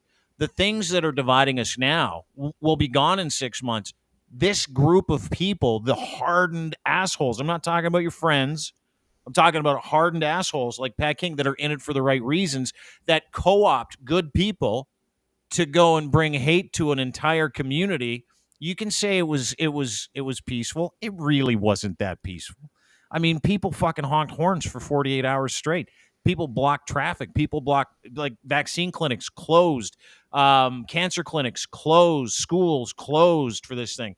And that's the difference. That's the difference. The difference isn't so much in what we all believe at this point. The difference is the behavior of a small group of people is legitimately forcing people like me to go, you know what? Until I see otherwise, go fuck yourself. Like that, because that's healthy for people like me.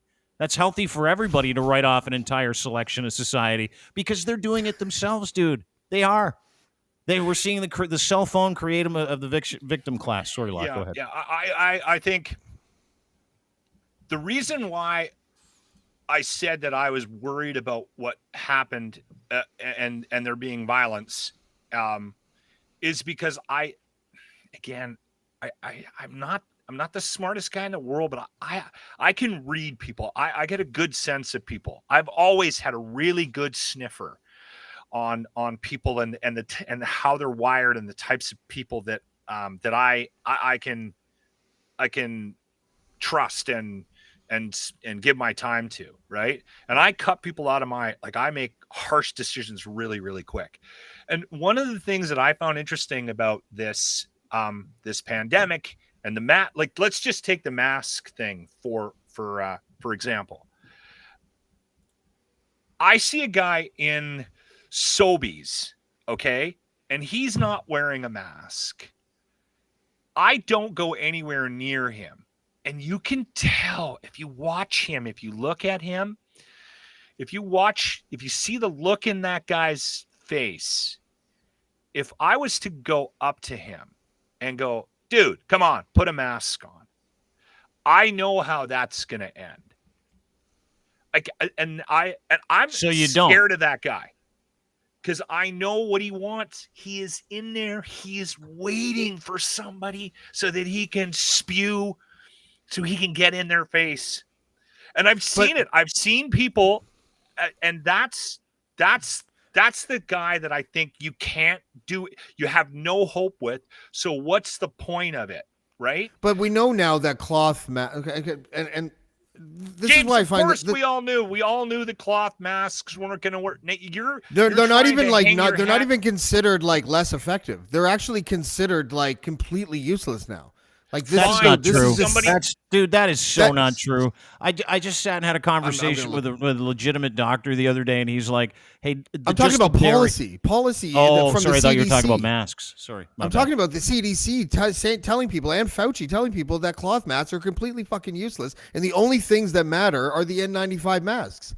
And that's why governments are scrambling right now, because there's a shortage. That's why they're not giving them to teachers when they should be. That's why all of this stuff around N95 masks are happening 2 years into the pandemic and a year and a half after wearing masks. But here's the point that I was trying to make, right? Like listen, I knew deep down inside that mask that my wife sewed for me at the kitchen table at the beginning was not going to save me from COVID. I knew it, but somebody told me to put the fucking thing on. I've said it on this podcast 100 times that I know that it didn't work.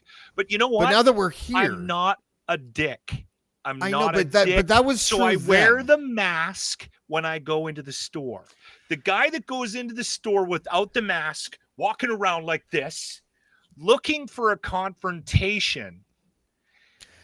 I wear masks in whether stores he's too. right or wrong, he wants a fight. And it's just not worth it. That's the point that Dean's making. I only honed in on masks only because like that's what makes a person who's not the deepest of thinkers frustrated, is that they know that they heard this and they know that this one's fucking frustrated, James. And they know that this one's fucking true. And they're like, and why isn't this person believing this fact? I finally have a fact, they're saying. And now no one's believing this fact. And I'm not talking about the guy that's going to be a dick in the store. I'm just talking about the guy that you might have a conversation with about this. And they're like, but why? But if it doesn't do anything, but what's it I worth? have to wear it. And if you say because you don't want to be a dick, the other guy should say, to who? If they're not doing anything, why is it okay? Why am I a dick for not wearing one? And it's a legit question. It wasn't that back then, but it is now. It goes back to like the quality of individual, I think, in each and every circumstance, right? I'm with Locke. Like I've seen lots the of mask people policy because I know enjoy who the it. dicks are. Right. And really, isn't that what we're talking about here? Flag. Like the last 2 years have really, for me, and I'll be honest, I'll tell you the truth about because I haven't been honest about how I feel about the majority of people who are virulently unvaccinated. I've been meaning to talk to you, Dean. I need to be more think honest, you really need to start gentlemen. being more honest on this podcast and life in general. But I'll tell you the truth, and it's got nothing to do with the fact that they're not vaccinated. It's got nothing to do with the fact that they refuse to wear masks either. It's got to do with the way they behaved while they were telling me about it. And because first things first, if you deny that this pandemic has existed for 2 years, I automatically discount you as being a constructive, normal human being that you can have a conversation with. So I instantly lose respect for you. Instantly. If there's no legitimate reason why you shouldn't be vaccinated. Totally lose respect. I just automatically assume that someone I talk to that is like these people that we're talking about, the bad ones, the extreme ones, that you're not very smart. So from 10 out of 10, like enjoyment factor to meeting these people, it starts at 5, right? Then when I watch how a lot of us have been held hostage and an entire city was held hostage this weekend, it goes down to a 2 because the behavior dictates the kind of individual you are, right? How you act is a collection of what's going on in your head. And if what's going on in your head is you don't understand basic science, you don't understand civil liberties, you don't understand the Charter of Rights and Freedoms, you're not really a citizen of this country. You're just kind of bogeying our time. So there's that. And on top of it, when you consider the fact that we're coming out of this thing and they're all going to want to be chummy and friends, and it is not just exposed those people to me, but it has encouraged me to not associate with a lot of those people. And I've got family that are like this. I was just going to say, and he's got family. Yeah. And so I truly believe those things. And for me to be a healthy individual, for me to understand what's going on around me, I understand a bunch of stuff. This is reject theater, right? And the worst of the worst have misrepresented everybody else. I know I do. Dean, but again, you consume more COVID-related material than probably anyone that I know. Maybe Caryma does a little bit more. I don't know. But like you consume a shit ton.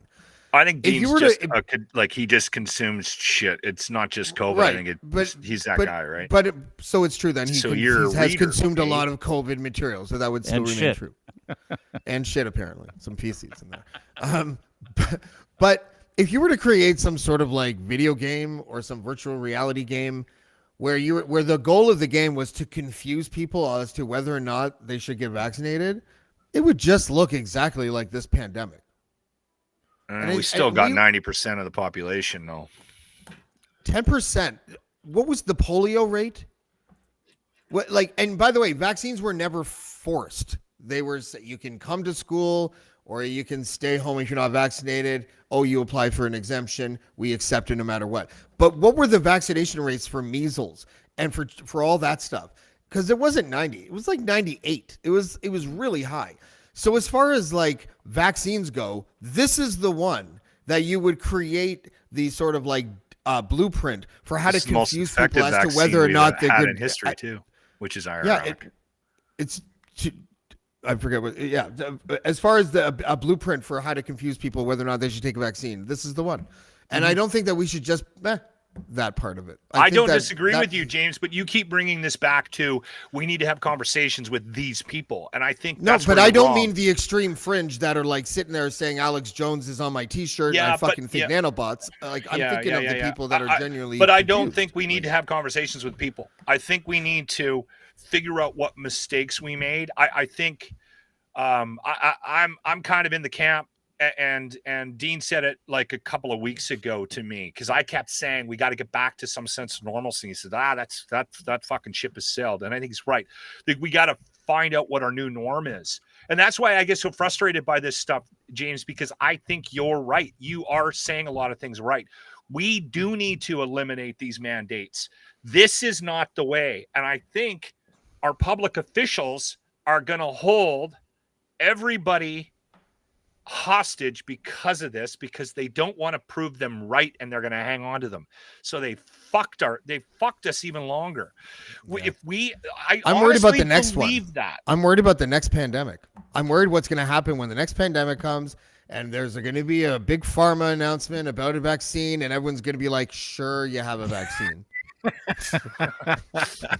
Well, the good news is this only happens apparently one of over like 100 years. Yeah. And also the good news, and I do want to say this, like we're evolving, like we're all evolving as a society. Yeah, we are. I mean, these are painful. I don't know about you two. But. Dude, these are painful events, painful circumstances. And if you go through human history, from the 1800s to the 1900s to the year 2000, every 100 years or so, there's a major cultural shift, and it's really fucking painful.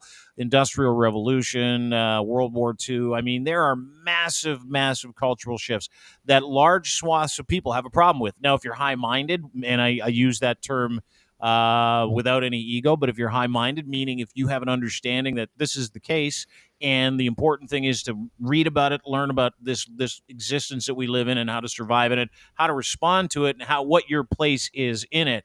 That's what 90% of us have done, right? Like there are a lot of people, if 90% of Canadians are vaccinated, that means we have 3.5 million people in this country that are not.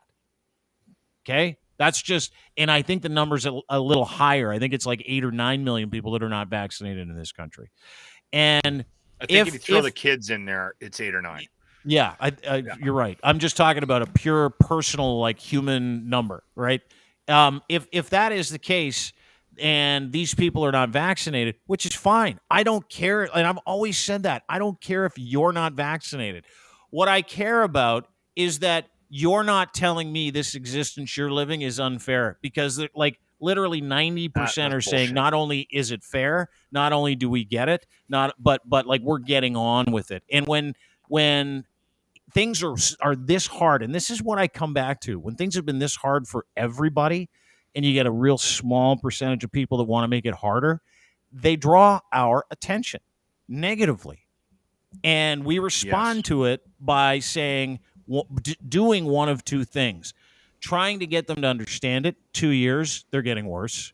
Numbers are smaller because a lot more people are getting it, but they're getting worse. Plus, and therefore, it is not our problem anymore. It is not my problem to make sense to anybody else. And I want this show, and I hope this is a landmark thing, because I don't want to talk about this shit anymore. Like, we have been at this for I don't know how long. I want to talk about the fun shit. I want to talk about the good stuff, because we're not going to be here in 6 months. We'll be running around, golfing, having a good time, sitting down, eating. You're still going to have like businesses that won't allow unvaccinated people in. Maybe your province has mandates. Maybe they don't. Saskatchewan literally just now became the first province to do away with all mandates and all restrictions, by the way. So it's now a big old free-for-all, and I don't mind it. Like, while the ultra-vaxxers are standing there going, this is a terrible mistake, and maybe it is, but I personally am at the point where I'm vaccinated enough, smart enough, I believe, and I mitigate against cost enough that I'm comfortable getting back to a place where if I'm sitting next to an unvaccinated person in a restaurant as of today, I really don't give a fuck, as long as they don't act like cocksuckers and ruin it for everybody else like they've been doing, right? And that's what I don't trust. That is why I'm not pleased with these people. And until they show me otherwise, they're the victim class in this country. That's just what they are to me.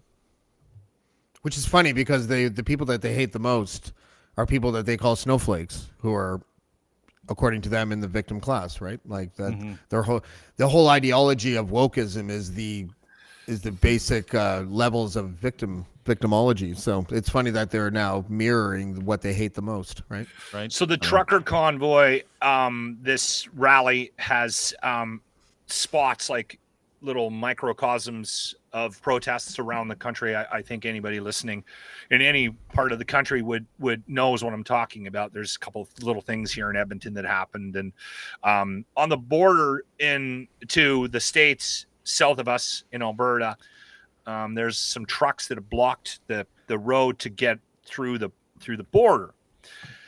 And a guy tweeted today, and he said, listen, you have your right not to get vaccinated. Now, I should have the right to make some money. I need to drop this load off of rotting meat. And to me, that was sort of a moment of clarity on the point of this thing. And that's kind of why I'm kind of annoyed with the whole thing. And again, well, they're creating the supply chain crisis that they claimed already existed. Now they're just creating it themselves. And they don't have they're not self-aware enough to realize the hypocrisies of what they're doing. And that's why I think that, and I understand what you're saying, James, is there a conversation we could have with some of the more reasonable members of this thing about the mandates? Yeah, like this guy. I think like that ship has sailed. Why can't we talk to this guy? I was talking to you about the incidents, right? Because there have been several. Oh, you mean the incidents done by Antifa? Why do you think it was Antifa? Why? Because Antifa even said they're coming. They were paid off by Trudeau. I mean, what did you personally think, though, when you saw what happened at the Terry Fox statue? I didn't see it happen in person. But when you saw the social media and what they did they put our flag on Terry Fox? So you didn't think I thought that was amazing. This is like kindergarten crap you guys are pulling.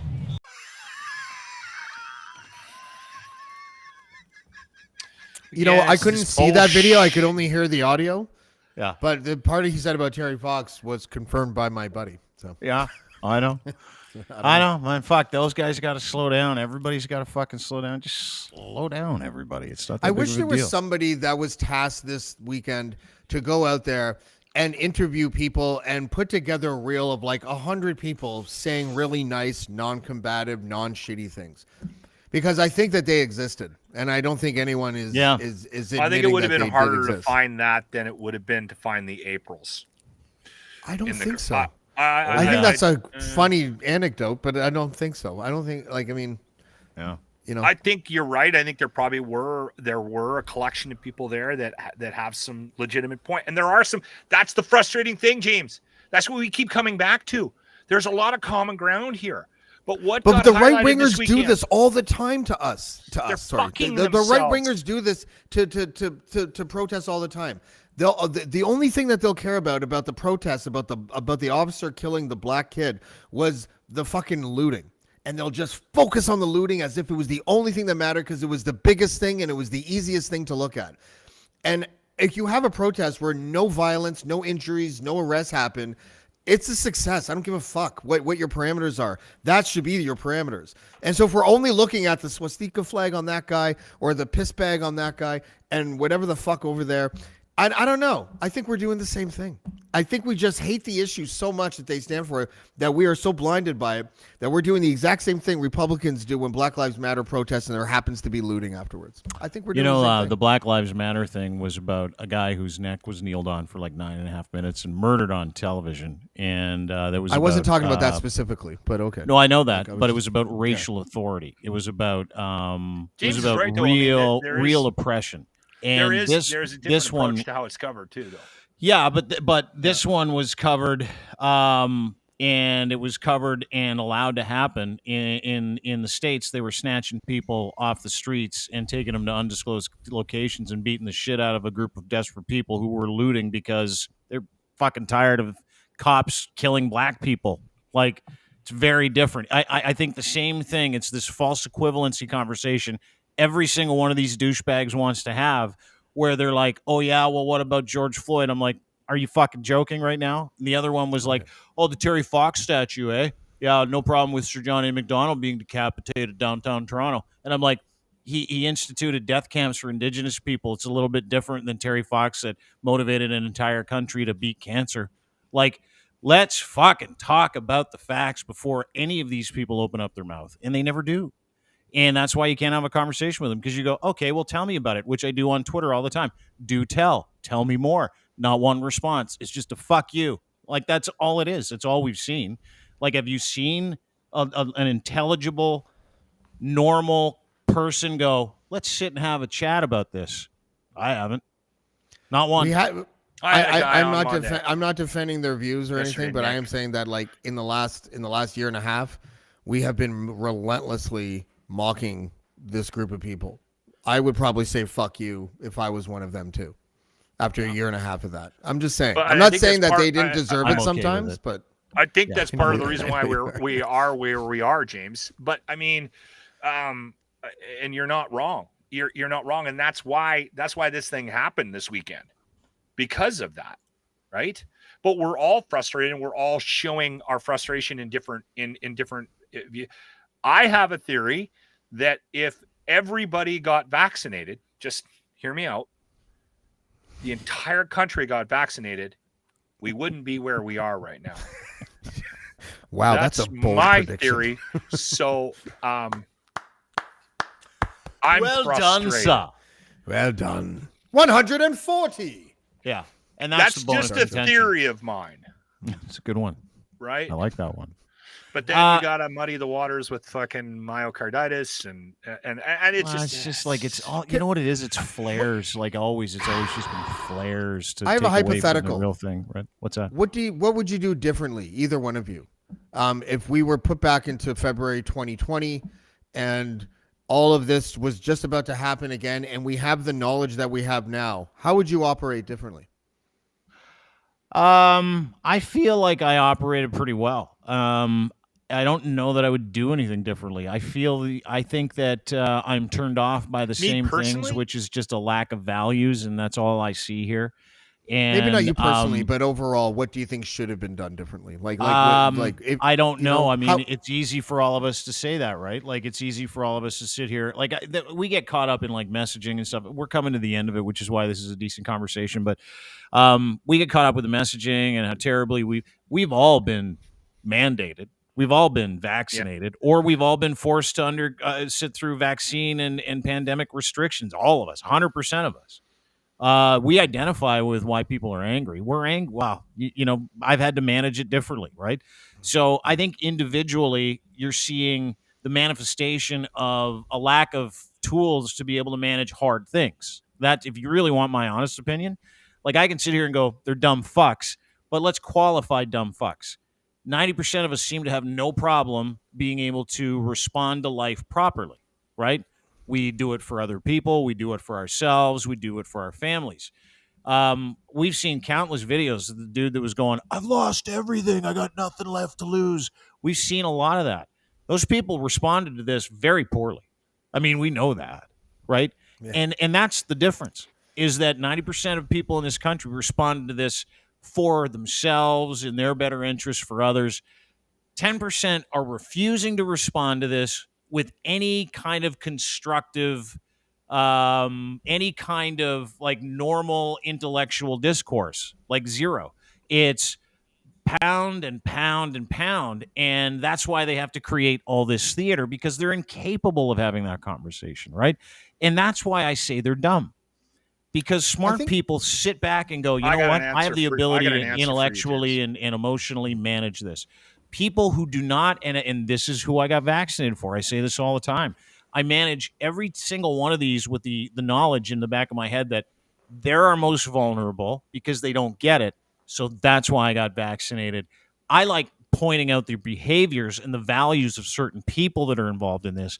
I try not to paint everybody who's not vaccinated with the same brush, because I always say this. If there's not a legitimate reason and you're an asshole, you're the guy I'm talking about, guy or girl. Mm-hmm. Right? I have an answer for James. And I think that this is impossible, because I think that this might be a little too common sense. So what ends up happening is the decisions are never made based on common sense. They're made for the lowest common denominator. We're trying to protect the guys that were, a lot of the people that were in Ottawa, the ones that are hard to convince to follow the rules. So they sit down in a room and they map things out. I think something as serious as an international pandemic that killed as many people as it did should have been handled with brutal fucking honesty. All right. Okay. Mm-hmm. We have some tools, and this is what we think this thing does. This gives a 5% chance you're not going to get COVID. We want you to wear it. But if you don't want to wear it, fuck, that's on you. Washing your hands. Guess what? When you go for a shit, you should wash your hands anyway. But wash your hands a little bit more. That adds another 3% protection. Right? You wash your hands every time you shit? Every time I shit, I wash my hands. You should too. Okay. If you don't, that's on you. That's your fucking problem. Social distancing. Right. We're going to try to keep people away from each other. Okay? If you can, that's fine. But this is an airborne fucking disease. That might not even save you either. Now, if you have diabetes or you have any of these things that might make you more susceptible to dying from COVID, we're going to keep you away from people as much as we possibly can. Okay? And everybody else, we're going to try to get you vaccinated. And we're going to try to live our lives as close to normal as we possibly can. All right? And I think that we don't get that anymore. Decisions aren't made from a baseline of common sense. The people that are in charge think everyone's fucking dumb, and it just gets them in trouble. I like, honestly, I think that's what needs to change. I think we need to get into in a position where our authority figures, the people that are making the decisions for us, need to stop treating us like a bunch of fucking idiots, and they need to be brutally fucking honest with us. I think, and when I agree with every. Mm-hmm. When that starts, that's when we're going to turn things around, and that's the problem. The people you're talking about, James, the ones that have a hope of, the ones that are mad about certain things, your buddy who is vaccinated, who ended up in Ottawa, they're the ones that are going to benefit from honesty. And we don't have that. We have these fucking politicians standing up, playing politics, trying to appease one side or the other. And it just gets us in trouble. It's the root cause of every problem from the pandemic and every problem we have in society today. A lack of honesty from our leaders. And until we figure that out, I don't know if there's any hope for anything that happens to us. I agree with everything you just said. I don't think I could have said it better. The only addition that I would add would be that when the government does step in it, that they should own it transparently. That's and part of as being quickly honest, as possible. Yeah. We thought the masks were 15%. You know what? Guess what? The mask your wife made you that matches your fucking outfit, Locke, it's 5%. We're sorry. Yeah. Yeah. Right? And that doesn't happen in the world that we live in today, James. And you're not racist for wanting to shut the border down and to not allow flights in from Wuhan province. You're not racist. Oh, yeah. I would have locked us down, too. I think I would have been overly cautious at the beginning of it, but I got called. I would have got dude, I am the most libertarian guy in the show, and I've said this before.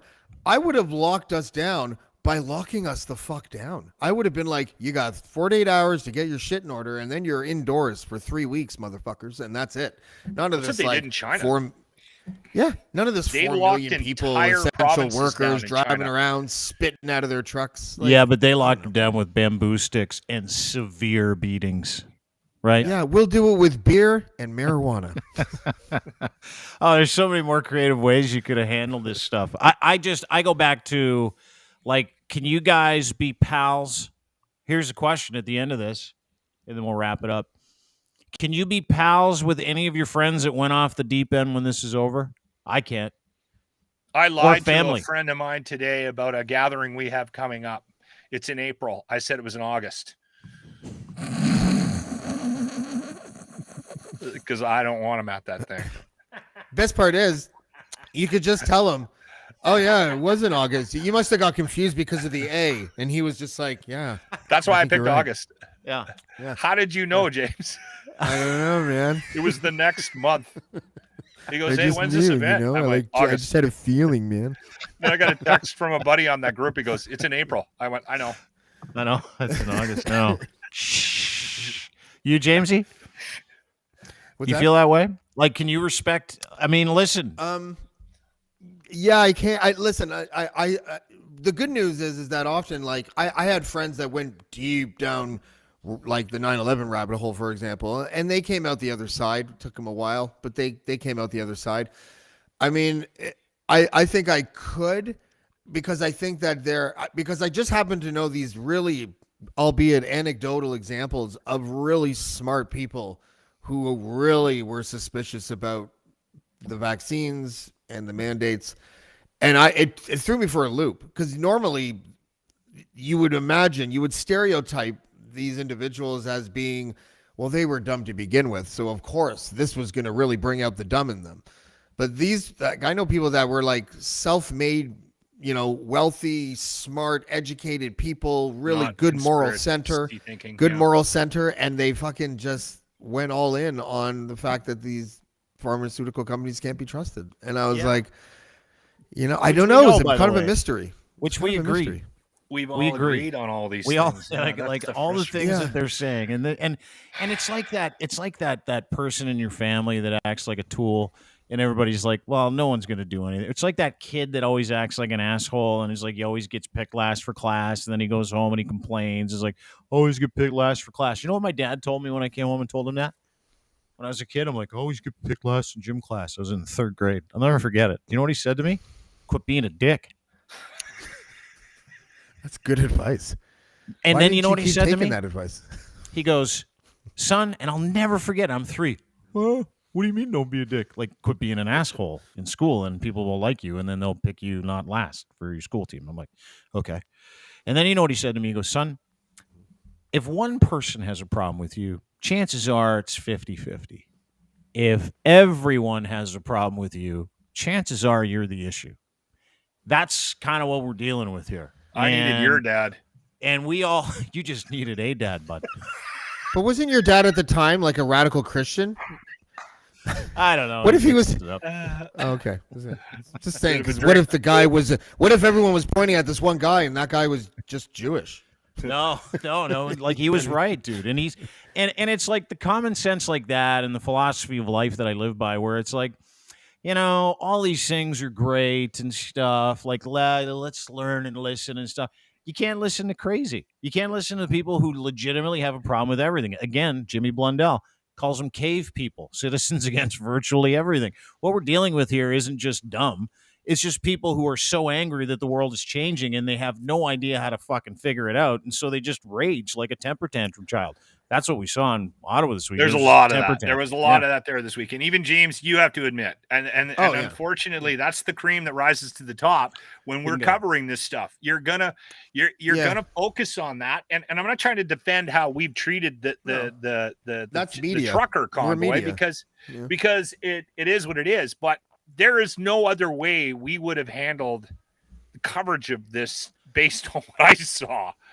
Right? There were moments where I agree with you. Do we have to condemn absolutely everybody there? Maybe there is some morsels of goodness in there, but I don't know, man. There was a large collection of stupidity, and I had fun. I mean, right? Like there's a serious part of this, and you call it mocking. There's no other way to deal with this, Jamesy. I don't think. Well, I'm not one to shy away from the good mockery session. I'm just saying, like how Lachlan's family member, if he plays his card right, could go in April. I'm talking about the person with the Facebook account, not the actual family reunion. But anyways, dude, there's no way. There's no way I can when this is over, and someone's like, "Hey, listen," and I've got friends like this, or like, when this vaccine thing kind of falls off and we're back to normal, let's get together for a pint. I'm like, yeah, that sounds great. I'll meet you in August. See you in August. They'll be sitting there for months. I'm never fucking hanging out with those people again because I'm seriously, I'm not allowing toxic weirdness into my life on a daily basis just because I'm a nice guy, or maybe they want to be friends again. But this has been the greatest sluicing of friends I've ever had. It's been like a sifting. Mega was like this. When Trump won, I was like, yes, I was completely shocked as to how many people were like throwing their weight behind this clearly fucking just scumbag, douchebag, any adjective I can't even think racist, of. He's rapist. The big orange daddy, right? Like that fucking rodeo clown piece of shit. And people were like, people that I knew forever were like, I think Trump tells it like it is, and I'm like, you're fucking retarded. I don't think he lies at all, man. Like, and you're going. Sorry, I said the R word, but I tried. Gary, is that you in there, Gary? Yeah, Gary. Who are you again? I've had friends like that, and listen, that's part of this too. Right? Part of this is going to be you managing your expectations, but you got to have fucking, like, I've set some hard and fast rules for myself through this. It's like, if someone doesn't believe in reality, because that's what this is, how can you possibly get anything out of them, be a better person or be a good person for them? You legitimately can't. You just have to go like this every time they go by. Hi, keep going. Hi. I'll see you in August. Hey, Dean, you want to get for coffee? Sure. Yeah, absolutely. You know what? Let's set it up later. I'll send you an email. You know what? Do that. And I'll give them info@deanblundell.com, and I will never get back to them again. That's legit. And I've got family that I got to treat like that too, because it's not just a get together, right? There's going to be, like, we're coming up to a point where there's going to be, and I love this stuff, there's going to be this psychological barrier between individuals prior to the pandemic and after the pandemic that, like, views and perceptions of each other have changed so drastically. You're like, fuck, I can't hang out with this guy because he's outed himself as a legitimate idiot. And, like, I can't hang out with legitimate idiots. Like, my ex, I can't. My ex is married. Okay, so my ex had a husband who was all into, like, Trump and stuff. And she would just be like, oh, you. And then, like 2 months ago, she bought him one of those red MAGA hats that said, make my accountant, I made my accountant testify, or something like that. Anyways, it was just a joke about Trump, but it looked like a MAGA hat. And they're now separated. Oh, yeah. And she told me that was the like the straw that broke the back. And I'm like, you're fucking shitting. She's like, no. It opened up this entire conversation about how she doesn't respect his intellect, and she was like, I don't, honey. Like, I'm sorry. I did. How can you? And now I don't. Anything that they say is not based in reality. How can you go, listen, as someone who firmly believes in objective reality, I'm going to go and hang out with someone that believes Donald Trump never lied and this was a plandemic? Are you fucking joking me? Right. Do you remember that? We've got nothing in common anymore. That political cartoon where it's like there's these two sheep and they're driving down the road and they see a billboard, and the billboard is, re-elect Wolf. I'm going to eat you. And the sheep's like, tells it like it is. Yeah.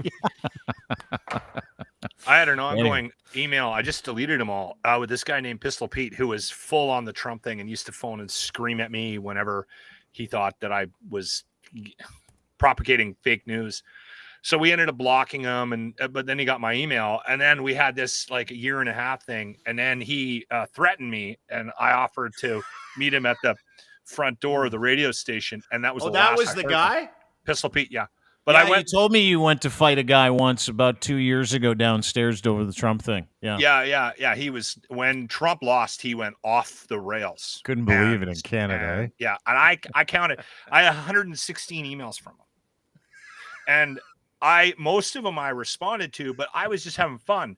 Like, that guy was gone. He was gone. Highly religious, just. Almost now I'm regretting, because it was it might have been like a case study that somebody could use to investigate like that kind of psychosis, man. He was full on the only thing more dangerous than one of those like captivating figures, like, you know, like the Kool-Aid guy or whatever his name was, that cult guy, Jonestown, is like the dumb guy's political savior. Oh, that's so dangerous. You know, like Obama was like a political savior for a lot of people because he was an African-American president. And he was like he personified a piece of history that was unfolding before our eyes. Donald Trump was like the guys that would pick their nose with foam fingers while watching wrestling finally had a guy. And and it was exciting for them. And they wrote it out. You know what? It's a great analogy and very accurate. And that's what this thing was this weekend. They're all like, now finally we can go out in public and we don't have to pretend that we don't exist. I think I owe you an apology, Dean, because I may have come off a little grumpy earlier on in the podcast. But remembering how I feel about the Trump voter, has now actually allowed me to be like, as you were, my friend, as you were. Dude, I don't care. This is a great conversation, right? Like just having a conversation about where to go from here and what it was and what it is and what it means going forward. I'm going to the beer fridge. Yeah, boy. Because that's what Locke's going to do. I'm going to take off as well. I got to go pick up my kid up at work. That is James DeFiore, Black Ball Media, the podcast. Did a great job with how do you say his name again today? Well, he says it like the white guy, Ernie Panicoli. Ernie Panicoli, who's like, did you watch any of this podcast with him? This dude has like been I haven't. Naz's photographer. He's like the hip hop photographer. And James I watched you like smile, like legitimately smile your way through that, just getting information from this guy, just being the fan he's that like you are. He's my buddy too. And he's my buddy too. And he saved me from having my childhood rapper hero think I was a racist. He literally saved me when Chuck D called me a racist on Twitter for something that I wrote in the Huffington Post. And I'm like, Ernie, I had posters of this motherfucker on my wall when I was young. Can you please tell him I'm not a racist? And he's like, James, I'll take care of it for you. It'll be good. And then he called Chuck D and he's like, and then he calls me back and he's like, Chuck D read the article and he said it was brave and da-da-da. And I'm like, okay, fuck. As long as he doesn't think I'm a racist. So yeah, he's a good friend to have. But he's also a legend, dude. Yeah, he's like the native guy in The Doors. You remember that? Yeah. Remember in the movie The Doors? There was always a native guy anywhere Jim Morrison went. He's like that, except he was really there. When did that Black Bald come out? Today.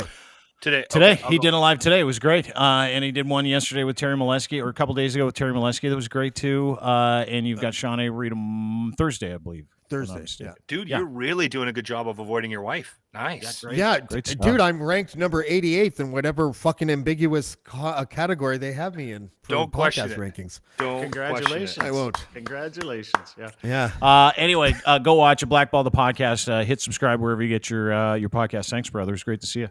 All right, thanks, guys. As always, good to see you too, Lock. 95.7 Cruise FM in Edmonton is where you can listen to them at Lock and Cross on Twitter. Thanks, boys. Great to see you.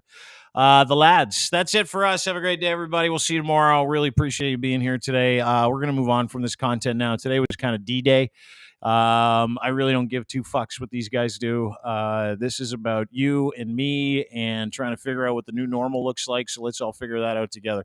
The 90% are sick of it. And I'm watching you guys go for it in the comments section with people. And I'm watching you guys decide you've had enough. And good for you, as you should. Just don't compromise who you are. Make yourself a worse person through the process. That's kind of the goal, right? At least it's what I thought it was. I've been told that anyway. Thank you for listening. Appreciate it. And don't forget, you can subscribe to our podcast on YouTube. To hit the subscribe button, Dean Blundell Show on YouTube. If you're listening to this on iTunes, Spotify, Apple Podcasts, Google, etc. You can also get us on Twitch, Dean Blundell TV on Twitch, and deanblundell.com is where you'll find us. Sign up for a newsletter there. We'll send you all the stuff instead of you having to go look for it. It's way easier. And we never spam. Ever, ever, ever. We don't sell email addresses. Well, MSM does that. They do. Anyway, have a great day, everybody. We will see you soon. Thanks to our friends at Domination, domination.com. Dominate with your content. Go to dmntn.com. Try them for free today. Super easy to use.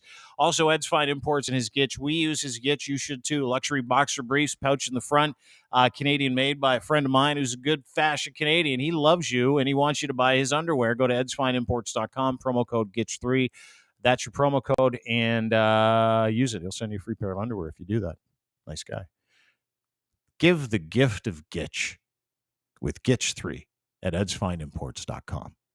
And Easy Auto Financial. Easy Auto Financial. People that want to get you in the car. These are good human beings, great people that don't want you to pay for financing because you know it's a pain in the ass, and then they want to help you get the car. It's all turnkey. EasyAutoFinancial.ca. Your credit doesn't matter to them. All that matters is that you get the car that you want from the person that you want to get it from, and you get your financing. You don't have to pay for it.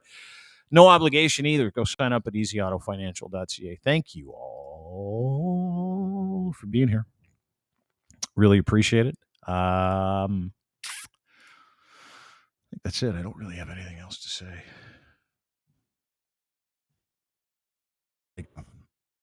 So,